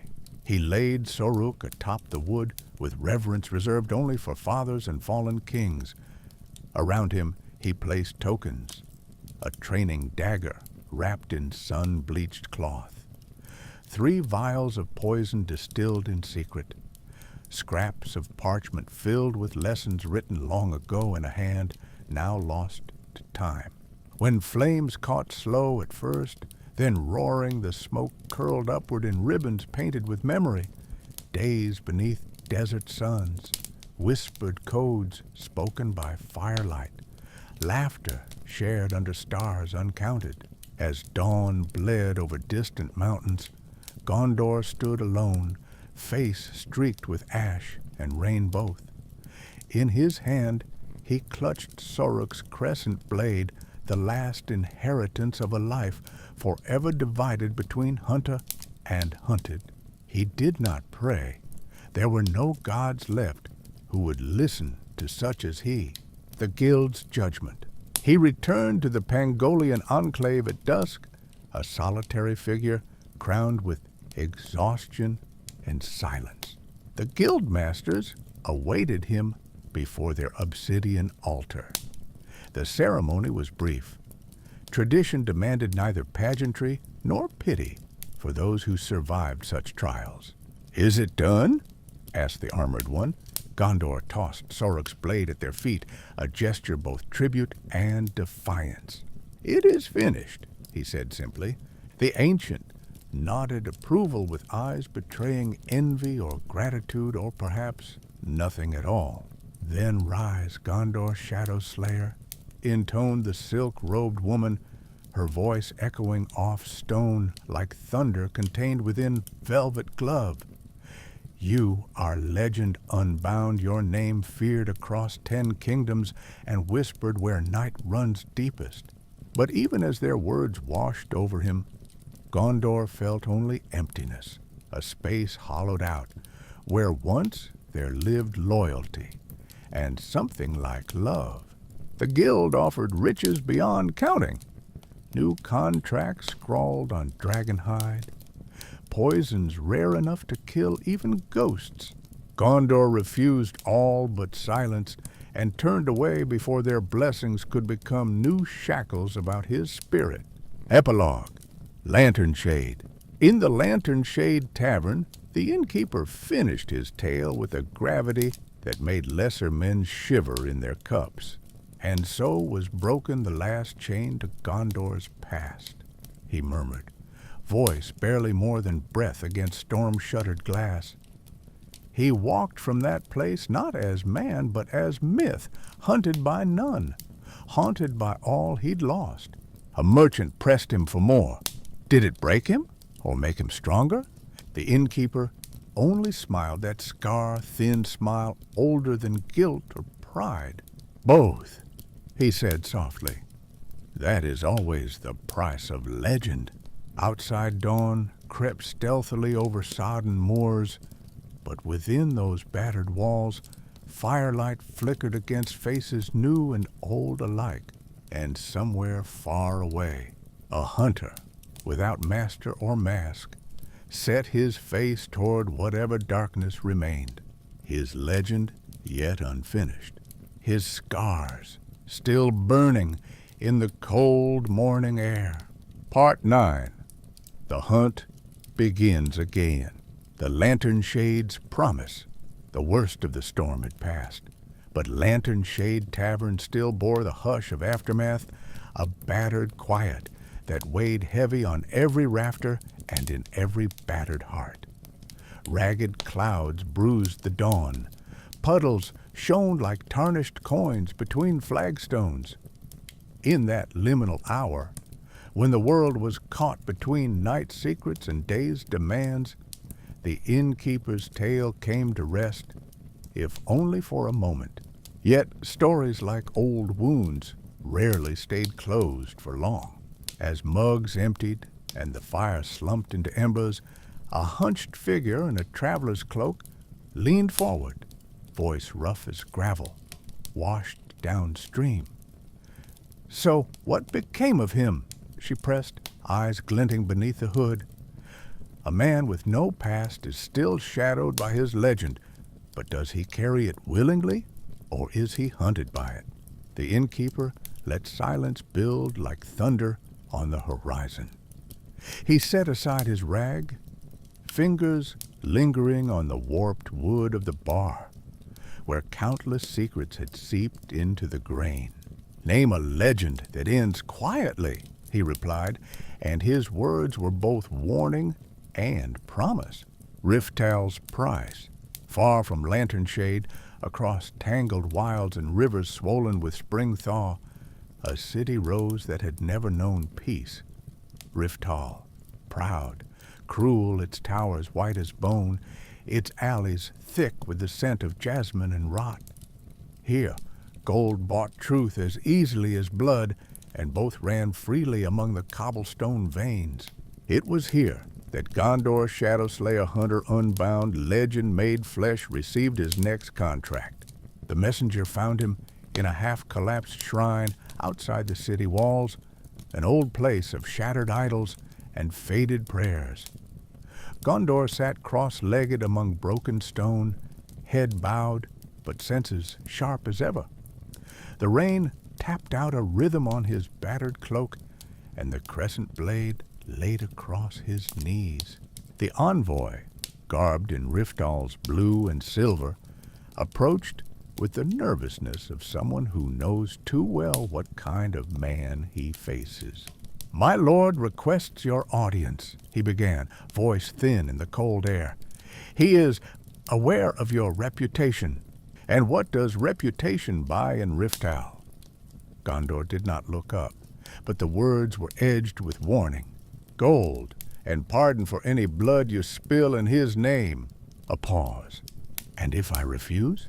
the envoy faltered. "Then others will hunt for what you turn away." Gondar's lips twitched in something almost like amusement. "Tell your lord I'll come at dusk. If he values his tongue, he'll keep it honest." When he rose, gathering his few possessions, a flask of scorpion venom, a length of silken cord, Soruk's crescent blade, the air itself seemed to flinch away from him. The Lord of Riftal, Lord Vadrin, awaited him atop Riftal's highest tower, wrapped in silks finer than most men's shrouds. Torchlight painted shifting shadows across tapestries, depicting old victories and older betrayals. Gondar approached without ceremony. Guards shrank from his passing, as if sensing a predator among sheep. Vadrin's smile was thin as a knife blade. "You're every inch, as they say, the ghost who walks at noon and leaves no shadows." Gondor said nothing, only let his eyes catalog exits and weak points. A loose tile on the balcony, a hidden latch beneath a marble bust, the way Vadrin's fingers trembled when he reached for his goblet. "I require a hunter," Vadrin pressed on. "Not for some faceless criminal, but for my own blood." He gestured to a velvet-draped portrait, a young woman with eyes bright as lightning and hair the color of midnight storms. "Mareska," said Vadrin, "my daughter.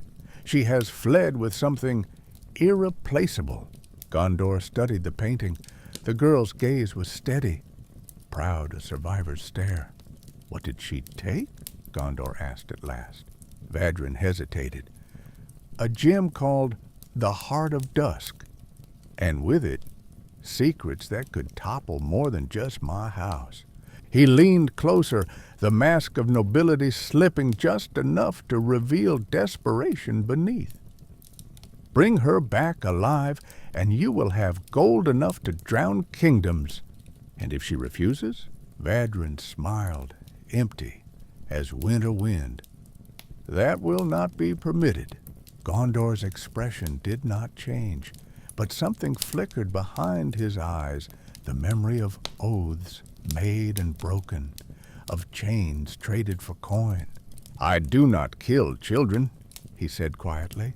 Vadrin bristled. "She is no child. You'll see for yourself." The conversation ended there. Gondor turned without further word, already planning routes through Riftal's labyrinthine streets, already feeling the weight of new legend pressing against his scars. Whispers in the smoke. Word travels fast through cities like Riftal. Whispers thickening around every corner, coiling in every shadowed archway. Gondor moved like smoke through these rumors, listening for Mareska's name among thieves, cut purses, and spice sellers. He bought information with gold and sometimes silence. A beggar near the salt market remembered a girl matching Mareska's description slipping through alleyways at dawn. A wounded priestess swore she'd seen storm-bright eyes at an abandoned apothecary near the city's northern wall.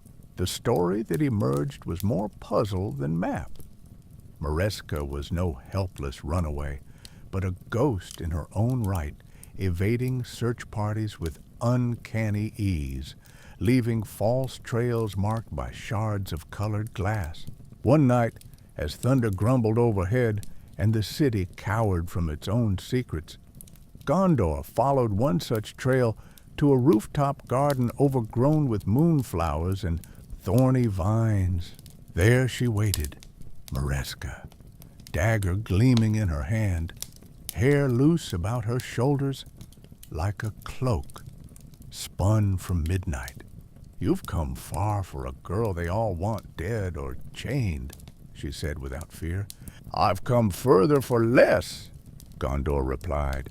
She laughed a sound half bitterness, half challenge. "They told me bounty hunters were monsters. But you look tired." Gondor only shrugged off the insult. Tired men are often the most dangerous. They circled each other warily, the old dance of predator and prey complicated by something else. Respect? Curiosity? Even Mareska could not say. "What is this Heart of Dusk?" he asked at last. She glanced at her satchel, a quick flicker of guarded pride. "A thing stolen from those who would use it to enslave instead of heal. My father would see it, kept beneath lock and blade." Her voice trembled only slightly. "He fears what he cannot control." "And you?" Gondor asked softly. "I would see it set free." She took a shaking breath. "This city is sick poisoned by greed that festers behind every sealed door. The heart could change that if I'm given time. He heard no lie in her words, only desperation familiar to anyone who'd ever lost home or hope. "You're hunted," he said quietly. She met his gaze unflinching. "By everyone, including you." He nodded, once a hunter respecting prey worthy of pursuit. "I can offer you one chance," said Gondor after a long silence. "Surrender now, and I'll see you safely beyond these walls, away from your father's reach." Mareska shook her head. "I won't run forever." Then softer. "But I'm not ready to die for this yet." A truce was forged, not spoken, but understood, in that moonlit garden above Riftal's sleeping heart. Interlude. The Innkeeper's aside. In lantern-shade tavern, as hail-battered worn shutters and travelers pressed nearer to the fire, the Innkeeper's voice threaded through the crowd, steady as ever, yet carrying new urgency. "You all know how stories end when blades cross and kings tremble behind their walls," he said slowly. "But legends, the true ones, they never end where you expect." A young scribe scribbled notes furiously. An old mercenary spat into the hearth with cynical amusement. "Did Gondor bring her back?" Someone called out, a merchant from Roven, whose hand shook with anticipation or fear. The Innkeeper smiled that same old scar-thin smile, a gesture at once warning and blessing. "Ask yourself what you would do if your life had been bought and sold by men like Vadrin. If all you had left were your own broken oaths and one last chance at redemption." He let them stew in their own questions while outside thunder rolled anew across sodden moors. Escape from Riftal. Dawn broke pale and uncertain over Riftal as Gondor led Mareska through winding streets choked with mist and suspicion. Every archway seemed to conceal spies. Every rooftop bristled with glinting eyes and hungry arrows. "We're running out of time," Mareska hissed as they ducked beneath tattered awnings into a spice merchant's shadowy alcove. "Then move faster," Gondor replied curtly. She shot him a glare but quickened her pace, her courage shining beneath exhaustion like fire beneath ash. A patrol rounded the corner. Gondor pressed her against forgotten stonework, hand raised in silent warning. He drew Sorok's crescent blade swift as memory and dispatched 2 guards before they could cry alarm. Their bodies crumpled soundlessly into fog-thick alleys. Mareska stared at him not with fear, but grim understanding. "You've done this before. Enough times to know there are no clean escapes." His voice was flat, no boast, only weary truth. They moved on through shrines deserted by hope, under bridges slicked with moss and old blood, up crumbling staircases that led always upward toward freedom or fate. At last, they reached an ancient aqueduct outside Riftal's crumbling northern gate, a forgotten artery where only rats and runaways dared linger. "We cross here," Gondor murmured, testing loose stones with booted feet. Mareska hesitated only a heartbeat before following, trusting him, because she had no other choice left worth clinging to. On the far side, they emerged into wild hills, veiled by early morning mist, the city receding behind them like a fever dream already dissolving into memory. In pursuit, but legends cannot outrun themselves forever, and neither could Gondor or Mareska. Behind them rose Vadrin's anger like a storm unbound. Gold coins scattered like seeds among bounty hunters, worse than any nightmare. Whispered threats sent riding on black feathered arrows. Traps set at every crossroads and river ford for miles around. Rest came fitfully, if at all, as they crossed moors haunted by wraiths older than memory, through forests where even sunlight seemed wary, across bridges etched with warnings older than Riftal itself. All debts are paid here in blood or bone. At campfires burning low beneath starlit emptiness, Merezka asked questions that cut deeper than any contract could. "Why do you do this?" she demanded one night, as frost silvered their cloaks. "Not just take gold, but take sides?" Gondor stared into flames as if seeking answers among their writhing shapes. "Once I hunted because I had nothing left but vengeance," he said slowly. "Now, I hunt because some debts cannot be paid in coin or blood." A pause. "And because running has its own cost." She nodded, not satisfied, but understanding more than words could say. In those cold dawns with nothing but crows for company, trust grew between them, not easily or quickly, but stubbornly as wild grass pushing through stone, crossing paths. Their flight took them westward, toward lands seldom marked on any map, across Deadman's Fen, where will-o'-wisps lured travelers to watery graves, through ancient groves stalked by things never fully seen except in nightmares, whispered by elders half-mad with age. At every turn, bounty hunters waited, some clad in armor black as crow feathers, others moving silent as rumor itself. One night, beneath blood-red moonlight, they were ambushed near an abandoned watchtower by assassins wearing crimson sashes, the mark of Kaladin's infamous order, whom Gondor had defied years before. Steel clashed on steel, poisoned darts hissed through air heavy with menace. Merezka fought alongside Gondor, not skillfully perhaps, but bravely enough that even seasoned killers paused in surprise before being cut down by Sorok's blade or driven off by Merezka's well-placed stones flung with desperate ferocity. Afterward, they sat amidst carnage, breathing hard-blooded but alive. "They will not stop," Merezka whispered hoarsely. "No," Gondor agreed quietly, "but neither will we." The heart unveiled. At last they reached sanctuary, or what passed for it in ruins carved from black basalt, atop windswept cliffs facing a sea like hammered bronze.